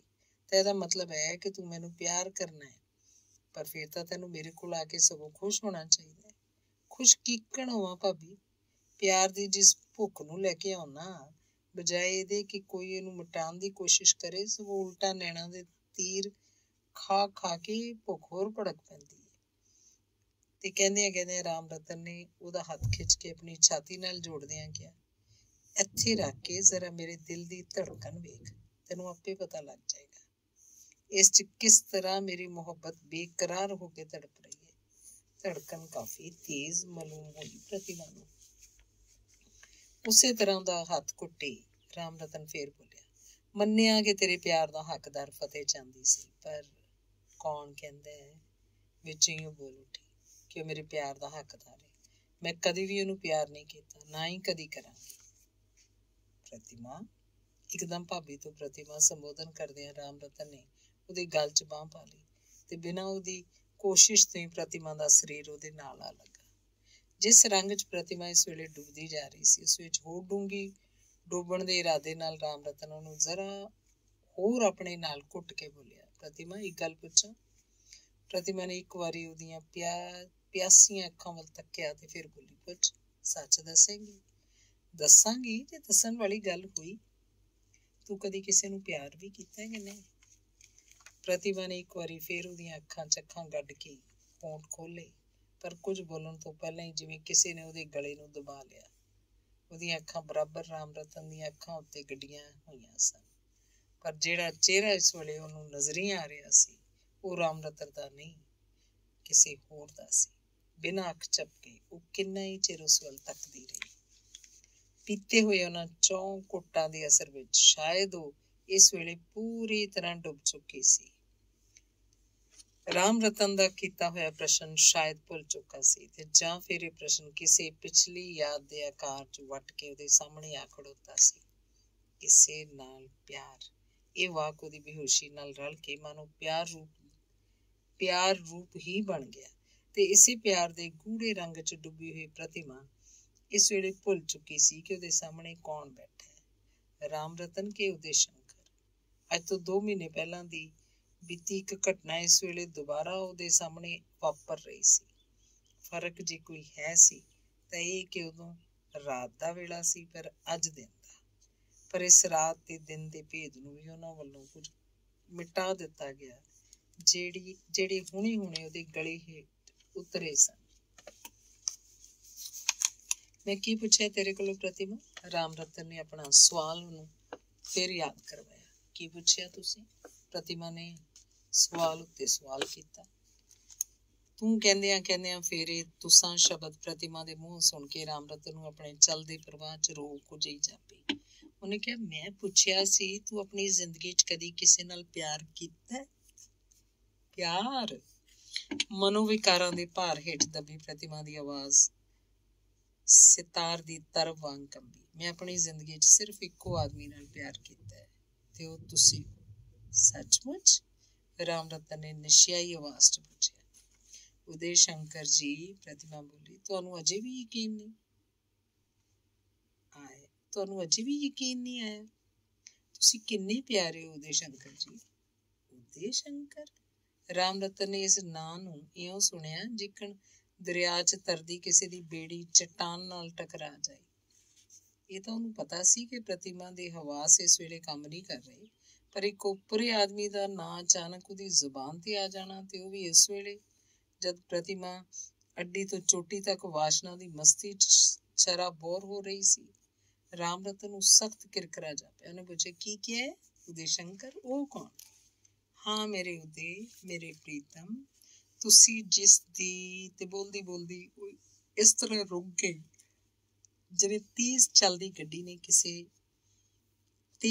ਗੱਡੀ ਨੂੰ ਕਿਸੇ ਨੇ ਇੱਕਦਮ ਬ੍ਰੇਕ ਲਾਤੀ ਹੋਵੇ। ਬ੍ਰੇਕ ਲੱਗਣ ਨਾਲ ਜਿਹੋ ਜਿਹਾ ਝਟਕਾ ਵੱਜਦਾ ਹੈ, ਉਸੇ ਤਰ੍ਹਾਂ ਦਾ ਝਟਕਾ ਮਹਿਸੂਸ ਕਰਦੀ, ਅੱਖਾਂ ਪਾੜ ਕੇ ਰਾਮ ਰਤਨ ਵੱਲ ਤੱਕਦੀ ਹੋਈ ਉਹ ਕੁਝ ਡਰ ਕੇ, ਕੁਝ ਸੰਭਲ ਕੇ ਬੜਬੜਾਈ, ਹੈ ਤੁਸੀਂ ਉਦੇ ਸ਼ੰਕਰ ਨਹੀਂ? ਕੌਣ? ਉਹੀ। ਤੇ ਉਹ ਇਸ ਤਰ੍ਹਾਂ ਘਬਰਾ ਕੇ ਰਾਮ ਰਤਨ ਤੋਂ ਵੱਖ ਹੋ ਗਈ ਜਿਵੇਂ ਸੱਪ ਨੂੰ ਰੱਸੀ ਸਮਝ ਕੇ ਕਿਸੇ ਨੇ ਰੱਖਿਆ ਹੋਵੇ ਤੇ ਅਸਲੀਅਤ ਦਾ ਪਤਾ ਲੱਗਦਿਆਂ ਉਹਨੂੰ ਵਗਾ ਮਾਰੇ। ਛਲਾਂਗ ਮਾਰ ਕੇ ਉਹ ਮੰਜੇ ਤੋਂ ਹੇਠਾਂ ਉਤਰ ਗਈ ਤੇ ਕਈਆਂ ਕਦਮਾਂ ਦੀ ਵਿੱਥ ਤੇ ਜਾ ਖਲੋਤੀ। ਉਹਦੀਆਂ ਅੱਖਾਂ ਦੀਆਂ ਪੁਤਲੀਆਂ ਪੱਥਰ ਦੇ ਮਣਕਿਆਂ ਵਾਂਗ ਰਾਮ ਰਤਨ ਦੇ ਚਿਹਰੇ ਤੇ ਗੱਡੀਆਂ ਸਨ, ਮਾਨੋ ਜਿਉਂਦੇ ਦੀਆਂ ਨਹੀਂ, ਕਿਸੇ ਮੁਰਦੇ ਦੀਆਂ ਸਨ ਇਹ ਅੱਖਾਂ। ਉਨਮਾਦ ਦੀ ਜਿਸ ਹਾਲਤ ਵਿੱਚ ਰਾਮ ਰਤਨ ਪਹੁੰਚ ਚੁੱਕਾ ਸੀ, ਉੱਥੋਂ ਪਿਛਾਂ ਮੁੜਨਾ ਉਸ ਲਈ ਅਣਹੋਣੀ ਗੱਲ ਸੀ। ਉਧਰ ਸ਼ਰਾਬ ਦੇ ਨਸ਼ੇ ਦਾ ਵਰਤਾਓ ਤੇ ਇੱਧਰ ਕਾਮ ਦੇ ਨਸ਼ੇ ਦਾ ਚੜਾਓ ਪੈਰੋ ਪੈਰ ਜਾਰੀ ਸੀ। ਪ੍ਰਤਿਮਾ ਦੀ ਇਸ ਅਜੀਬ ਬਦਲਾ ਬਦਲੀ ਨੇ ਰਾਮ ਰਤਨ ਦੀ ਹੌਸਲੇ ਵਿੱਚ ਜ਼ਰਾ ਵੀ ਫਰਕ ਨਹੀਂ ਆਉਣ ਦਿੱਤਾ। ਪ੍ਰਤਿਮਾ ਦੇ ਉੱਠਦਿਆਂ ਹੀ ਉਹ ਵੀ ਖੜਾ ਹੋ ਗਿਆ ਤੇ ਇੱਕ ਵਾਰੀ ਫੇਰ ਉਹਨੇ ਅੱਗੇ ਵੱਧ ਕੇ ਪ੍ਰਤਿਮਾ ਦੀ ਬਾਂਹ ਫੜ ਲਈ, ਇਹ ਕਹਿੰਦਿਆਂ ਹੋਇਆਂ, ਉਹ ਅੱਜ ਪਤਾ ਲੱਗਾ ਕਿ ਮੇਰੀ ਪ੍ਰਤਿਮਾ ਮਾਸ਼ੂਕਾਨਾ ਨਾਜ਼ ਅੰਦਾਜ਼ ਵੀ ਖੂਬ ਜਾਣਦੀ ਹੈ, ਪਰ ਇਹਨੂੰ ਫਿਲਹਾਲ ਮੁਲਤਵੀ ਕਰ ਦੇਣਾ ਚਾਹੀਦਾ। ਇਹਨਾਂ ਮਸਤ ਅੱਖਾਂ ਦੀ ਹੋਰ ਤਾਬ ਝੱਲਣੀ ਹੁਣ ਮੇਰੇ ਲਈ ਮੁਸ਼ਕਿਲ ਹੈ। ਦੂਰ ਹੋ ਕੁੱਤਿਆ। ਪ੍ਰਤਿਮਾ ਨੇ ਜਿੰਨੇ ਜ਼ੋਰ ਨਾਲ ਉਸ ਪਾਸੋਂ ਹੋ ਸਕਿਆ ਕੱਸ ਕੇ ਇੱਕ ਚਪੇੜ ਉਹਦੇ ਮੂੰਹ ਤੇ ਦੇ ਮਾਰੀ। ਰਾਮ ਰਤਨ ਦੇ ਖੁਮਾਰ 'ਚ ਇੱਕ ਪਹਿਲਾਂ ਤੋੜ ਸੀ, ਪਰ ਚਪੇੜ ਪੈਣ ਨਾਲ ਉਹਦੀ ਕਾਮੁਕਤਾ 'ਚ ਕੁਝ ਫਰਕ ਆਉਂਦਾ, ਸਗੋਂ ਇਹ ਅੱਗ ਉਹਦੇ ਅੰਦਰ ਹੋਰ ਭੜਕ ਉੱਠੀ। ਨਾਲ ਨਾਲ ਹਿੰਸਾ ਦਾ ਅੰਸ਼ ਵੀ ਇਸ 'ਚ ਰਲਣਾ ਸ਼ੁਰੂ ਹੋ ਗਿਆ। ਪ੍ਰਤਿਮਾ ਨੇ ਆਪਣੇ ਵੱਲੋਂ ਬਥੇਰਾ ਜ਼ੋਰ ਲਾਇਆ, ਪਰ ਆਪਣਾ ਹੱਥ ਰਾਮ ਰਤਨ ਦੇ ਹੱਥ 'ਚੋਂ ਛੁਡਾ ਨਾ ਸਕੀ। ਜਿਉਂ ਹੀ ਉਹਨੇ ਚਪੇੜ ਮਾਰੀ, ਇੰਨੇ ਜੋਸ਼ 'ਚ ਆ ਕੇ ਰਾਮ ਰਤਨ ਨੇ ਉਹਨੂੰ ਬਾਹਾਂ 'ਚ ਕਾਬੂ ਕਰਕੇ ਹਿੱਕ ਨਾਲ ਭੀਂਚ ਲਿਆ, ਜਿਹਨੇ ਪ੍ਰਤਿਮਾ ਦੇ ਕ੍ਰੋਧ 'ਚ ਤੂਫਾਨ ਹੀ ਪੈਦਾ ਕਰਤਾ। ਉਹਨੇ ਮੂੰਹ ਅਗਾਂਹ ਕਰਕੇ ਰਾਮ ਰਤਨ ਦੀ ਠੋਡੀ ਤੇ ਇੰਨੇ ਜ਼ੋਰ ਦੀ ਚੱਕ ਵੱਢਿਆ ਕਿ ਵੇਖਦਿਆਂ ਉਹਦਾ ਚਿਹਰਾ ਲਹੂ ਲੁਹਾਨ ਹੋ ਗਿਆ। ਚੱਕ ਦਾ ਵੱਢਣਾ ਸੀ ਕਿ ਰਾਮ ਰਤਨ ਦੀਆਂ ਬਾਹਾਂ ਆਪਣੇ ਆਪ ਢਿੱਲੀਆਂ ਹੋ ਗਈਆਂ। ਪ੍ਰਤਿਮਾ ਆਪਣੇ ਆਪ ਨੂੰ ਉਸ ਪਾਸੇ ਛੁਡਾ ਕੇ ਫੇਰ ਦੂਰ ਜਾ ਖਲੋਤੀ ਤੇ ਲਲਕਾਰ ਕੇ ਬੋਲੀ, ਦੂਰ ਹੋ ਜਾ ਇੱਥੋਂ ਬਦਮਾਸ਼, ਜੇ ਮੁੜ ਕੇ ਇਸ ਘਰ 'ਚ ਪੈਰ ਪਾਇਆ ਤਾਂ ਚੀਰ ਕੇ ਖਾ ਜਾਵਾਂਗੀ। ਪ੍ਰਤਿਮਾ ਘੁਰਕਦਾ ਤੇ ਰੁਮਾਲ ਨਾਲ ਠੋਡੀ ਦਾ ਲਹੂ ਪੂੰਝਦਾ ਹੋਇਆ ਰਾਮ ਰਤਨ ਬੋਲਿਆ, ਜਿਹਨੂੰ ਤੂੰ ਬਦਮਾਸ਼ ਕਿਹਾ, ਯਾਦ ਰੱਖ, ਜੇ ਇਹ ਬਦਮਾਸ਼ ਆਪਣੇ ਪਿਓ ਦਾ ਪੁੱਤਰ ਹੈ ਤੇ ਤੇਰੀਆਂ ਸਾਰੀਆਂ ਨੇਕਨਾਮੀਆਂ ਦਾ ਚਿੱਠਾ, ਨਾਲੇ ਤੇਰੀ ਮਾਂ ਦੀਆਂ ਕਰਤੂਤਾਂ। ਪ੍ਰਤਿਮਾ ਦੇ ਕੰਨੀ ਜਿਉਂ ਹੀ ਮਾਂ ਸ਼ਬਦ ਪਿਆ ਕਿ ਉਹਦਾ ਗੁੱਸਾ ਇੱਕ ਵਾਰੀ ਫੇਰ ਪਾਗਲਪੁਣੇ ਦੀ ਹੱਦ ਤੀਕ ਜਾ ਪਹੁੰਚਿਆ। ਲਾਗੇ ਹੀ ਉੱਚੀ ਅੱਡੀ ਵਾਲੀ ਸੈਂਡਲ ਪਈ ਸੀ, ਫੁਰਤੀ ਨਾਲ ਉਹਨੇ ਫੜੀ ਤੇ ਉਹਨੂੰ ਅੱਡੀ ਵੱਲੋਂ ਫੜ ਕੇ ਜਿਉਂ ਰਾਮ ਰਤਨ ਤੇ ਵਰਾਉਣੀ ਸ਼ੁਰੂ ਕੀਤੀ ਕਿ ਜਦ ਤੱਕ ਉਹ ਕਮਰੇ 'ਚੋਂ ਨਿਕਲ ਕੇ ਦੂਰ ਨਹੀਂ ਚਲਾ ਗਿਆ, ਉਹ ਬਰਾਬਰ ਉਸ ਉੱਤੇ ਵਰਦੀ ਰਹੀ। ਤੇ ਜਦ ਉਹਦੀਆਂ ਅੱਖਾਂ ਤੋਂ ਓਹਲੇ ਹੋ ਗਿਆ ਤਾਂ ਪ੍ਰਤਿਮਾ ਨੇ ਬੂਹਾ ਅੰਦਰੋਂ ਬੰਦ ਕਰ ਲਿਆ ਤੇ ਰਜਾਈ ਵਿੱਚ ਮੂੰਹ ਸਿਰ ਲਪੇਟ ਕੇ ਲੰਮੀ ਪੈ ਗਈ। ਉਹਦੇ ਸਰੀਰ ਦੀਆਂ ਸਾਰੀਆਂ ਨਾੜਾਂ ਇਸ ਵੇਲੇ ਫਰਕ ਰਹੀਆਂ ਸਨ। ਰਾਮ ਰਤਨ ਇੰਨਾ ਅਣਗਹਿਲਾ ਨਹੀਂ ਸੀ ਕਿ ਏਡੀ ਵੱਡੀ ਘਟਨਾ ਹੋ ਜਾਣ ਤੇ ਵੀ ਚੁੱਪ ਕਰਕੇ ਬੈਠ ਰਹਿੰਦਾ। ਉਹਨੂੰ ਇਹ ਸਾਰਾ ਮਾਮਲਾ ਇੱਕ ਪੇਚੀਦਾ ਜੀ ਬੁਝਾਰਤ ਮਾਲੂਮ ਹੁੰਦੀ ਸੀ ਕਿ ਇੱਕ ਪਾਸੇ ਤਾਂ ਪ੍ਰਤਿਮਾ ਉਹਦੇ ਮਿਲਣ ਲਈ ਇੰਨੀ ਬੇਕਰਾਰ ਹੋ ਗਈ, ਫਿਰ ਇਸ ਹਾਲਤ ਵਿੱਚ ਜਿਹਦੇ ਅੰਦਰ ਸ਼ਰਾਬ ਦੇ 2-4 ਘੁੱਟ ਵੀ ਚਲੇ ਗਏ ਹੋਣ, ਉਹਦੀ ਬੇਕਰਾਰੀ ਦਾ ਤਾਂ ਕਹਿਣਾ ਹੀ ਕੀ ਸੀ। ਅਜਿਹੀ ਹਾਲਤ ਵਿੱਚ ਤਾਂ ਕਿਸੇ ਦਾ ਪੱਥਰ ਦਿਲ ਵੀ ਪਸੀਜਣਾ ਕੁਝ ਮੁਸ਼ਕਿਲ ਨਹੀਂ ਹੁੰਦਾ, ਪਰ ਵਿਸ਼ੇ ਦੇ ਤੇਜ਼ ਵਹਿਣਾਂ 'ਚ ਵਹਿੰਦੀ ਹੋਈ ਪ੍ਰਤਿਮਾ ਦੇ ਅੱਗੇ ਇੱਕਦਮ ਉਹ ਜਿਹੜਾ ਡੱਕਾ ਆ ਗਿਆ, ਉਹ ਕੀ ਸੀ? ਰਾਮ ਰਤਨ ਨੂੰ ਇਹ ਗੱਲ ਸਪਸ਼ਟ ਹੋ ਗਈ ਕਿ ਪ੍ਰਤਿਮਾ ਜ਼ਰੂਰ ਉਦੇ ਸ਼ੰਕਰ ਨਾਂ ਦੇ ਗੱਭਰੂ ਨਾਲ ਪ੍ਰੇਮ ਕਰਦੀ ਹੈ। ਸ਼ਰਾਬ 'ਚ ਇਹ ਗੁਣ ਤਾਂ ਜ਼ਰੂਰ ਨਹੀਂ ਕਿ ਉਹ ਦਿਲ ਦੀਆਂ ਅਤ ਲੁਕਵੀਆਂ ਸੱਚਾਈਆਂ ਨੂੰ ਬਾਹਰ ਲੈ ਆਉਂਦੀ। ਉਸ ਵੇਲੇ ਨਸ਼ੇ ਦੀ ਹਾਲਤ ਵਿੱਚ ਉਹੀ ਉਦੇ ਸ਼ੰਕਰ ਪ੍ਰਤਿਮਾ ਦੀਆਂ ਅੱਖਾਂ ਅੱਗੇ ਆ ਖੜੋਤਾ ਹੋਏਗਾ। ਜਦੋਂ ਉਹ ਮੈਨੂੰ ਉਦੇ ਦੀ ਥਾਂ ਸਮਝ ਕੇ ਉਹਦਾ ਨਾਂ ਲੈ ਲੈ ਕੇ ਬਰੜਾ ਰਹੀ ਸੀ, ਪਰ ਉਹ ਹੈ ਕੌਣ? ਉਦੇ ਸ਼ੰਕਰ ਜੀ ਨੇ ਵਿਆਹ ਤੋਂ ਪਹਿਲਾਂ ਹੀ ਪ੍ਰਤਿਮਾ ਦੇ ਕੁਆਰੇਪਣ ਦੀ ਪੂੰਜੀ ਲੁੱਟ ਲਈ। ਅਖੀਰ ਸੋਚ ਕੇ ਰਾਮ ਰਤਨ ਇਸ ਸਿੱਟੇ ਤੇ ਪਹੁੰਚਿਆ ਕਿ ਹਾਲ ਦੀ ਘੜੀ ਜਿਸ ਤਰ੍ਹਾਂ ਵੀ ਹੋ ਸਕੇ ਪ੍ਰਤਿਮਾ ਨਾਲ ਸੁਲਹ ਸਫਾਈ ਕਰਨੀ ਪਏਗੀ। ਐਸਾ ਨਾ ਹੋਏ ਕਿ ਫਤਿਹ ਚੰਦ ਦੇ ਆਉਂਦਿਆਂ ਹੀ ਉਹ ਇਸ ਅੱਗੇ ਸਾਰਾ ਭਾਂਡਾ ਭੰਨ ਦੇਵੇ। ਫਤਿਹ ਚੰਦ ਦੀ ਤਬੀਅਤ ਤੋਂ ਵਾਕਫ ਸੀ। ਗੁੱਸਾ ਜੇ ਉਹਨੂੰ ਨਾ ਆਵੇ ਤੇ ਭਾਵੇਂ ਛਾਤੀ ਤੋਂ ਗੱਡੇ ਲੰਘ ਜਾਣ, ਪਰ ਜੇ ਇੱਕ ਵਾਰੀ ਆ ਗਿਆ ਤਾਂ ਜੋ ਕੁਝ ਨਾ ਕਰੇ ਉਹ ਥੋੜਾ। ਇਹ ਤੋਂ ਛੋਟੋ ਨੇ ਇਹ ਵੀ ਸੋਚਿਆ ਕਿ ਜੇ ਇਹ ਗੱਲ ਕਿਤੇ ਬਾਹਰ ਨਿਕਲ ਗਈ ਤਾਂ ਉਂਝ ਹੀ ਉਹ ਕਿਤੇ ਮੂੰਹ ਵਿਖਾਣ ਜੋਗਾ ਨਹੀਂ ਰਹੇਗਾ। ਅਖੀਰ ਉਹ ਇਸ ਨਤੀਜੇ ਤੇ ਪਹੁੰਚਿਆ ਕਿ ਰਾਤ ਪੈਂਦਿਆਂ ਹੀ ਪ੍ਰਤਿਮਾ ਪਾਸ ਜਾਏਗਾ। ਮਿੰਨਤਾਂ ਕਰਕੇ, ਪੈਰੀਂ ਪੈ ਕੇ ਅਥਵਾ ਡਰਾ ਧਮਕਾ ਕੇ ਜਿਵੇਂ ਵੀ ਹੋ ਸਕੇਗਾ ਉਹਨੂੰ ਰਾਜੀਨਾਮੇ ਲਈ ਮਜਬੂਰ ਕਰੇਗਾ। ਸੋ ਇਸ ਮਤਲਬ ਨੂੰ ਪੂਰੀਆਂ ਕਰਨ ਲਈ ਉਹਨੇ ਸਕੂਲ ਜਾ ਕੇ ਦਵਿੰਦਰ ਨੂੰ ਕਹਿ ਦਿੱਤਾ ਕਿ ਉਹਨੇ ਅੱਜ ਕਿਸੇ ਸਰਕਾਰੀ ਕੰਮ ਲਈ ਸ਼ਾਮ ਨੂੰ ਲਾਗਲੇ ਪਿੰਡ ਜਾਣਾ ਹੈ। ਇਸ ਲਈ ਸਕੂਲੋਂ ਛੁੱਟੀ ਹੁੰਦਿਆਂ ਹੀ ਮਾਸੀ ਦੇ ਘਰ ਨਾ ਜਾ ਕੇ ਆਪਣੇ ਘਰ ਚਲਾ ਜਾਵੇ। ਧੰਨਵਾਦ।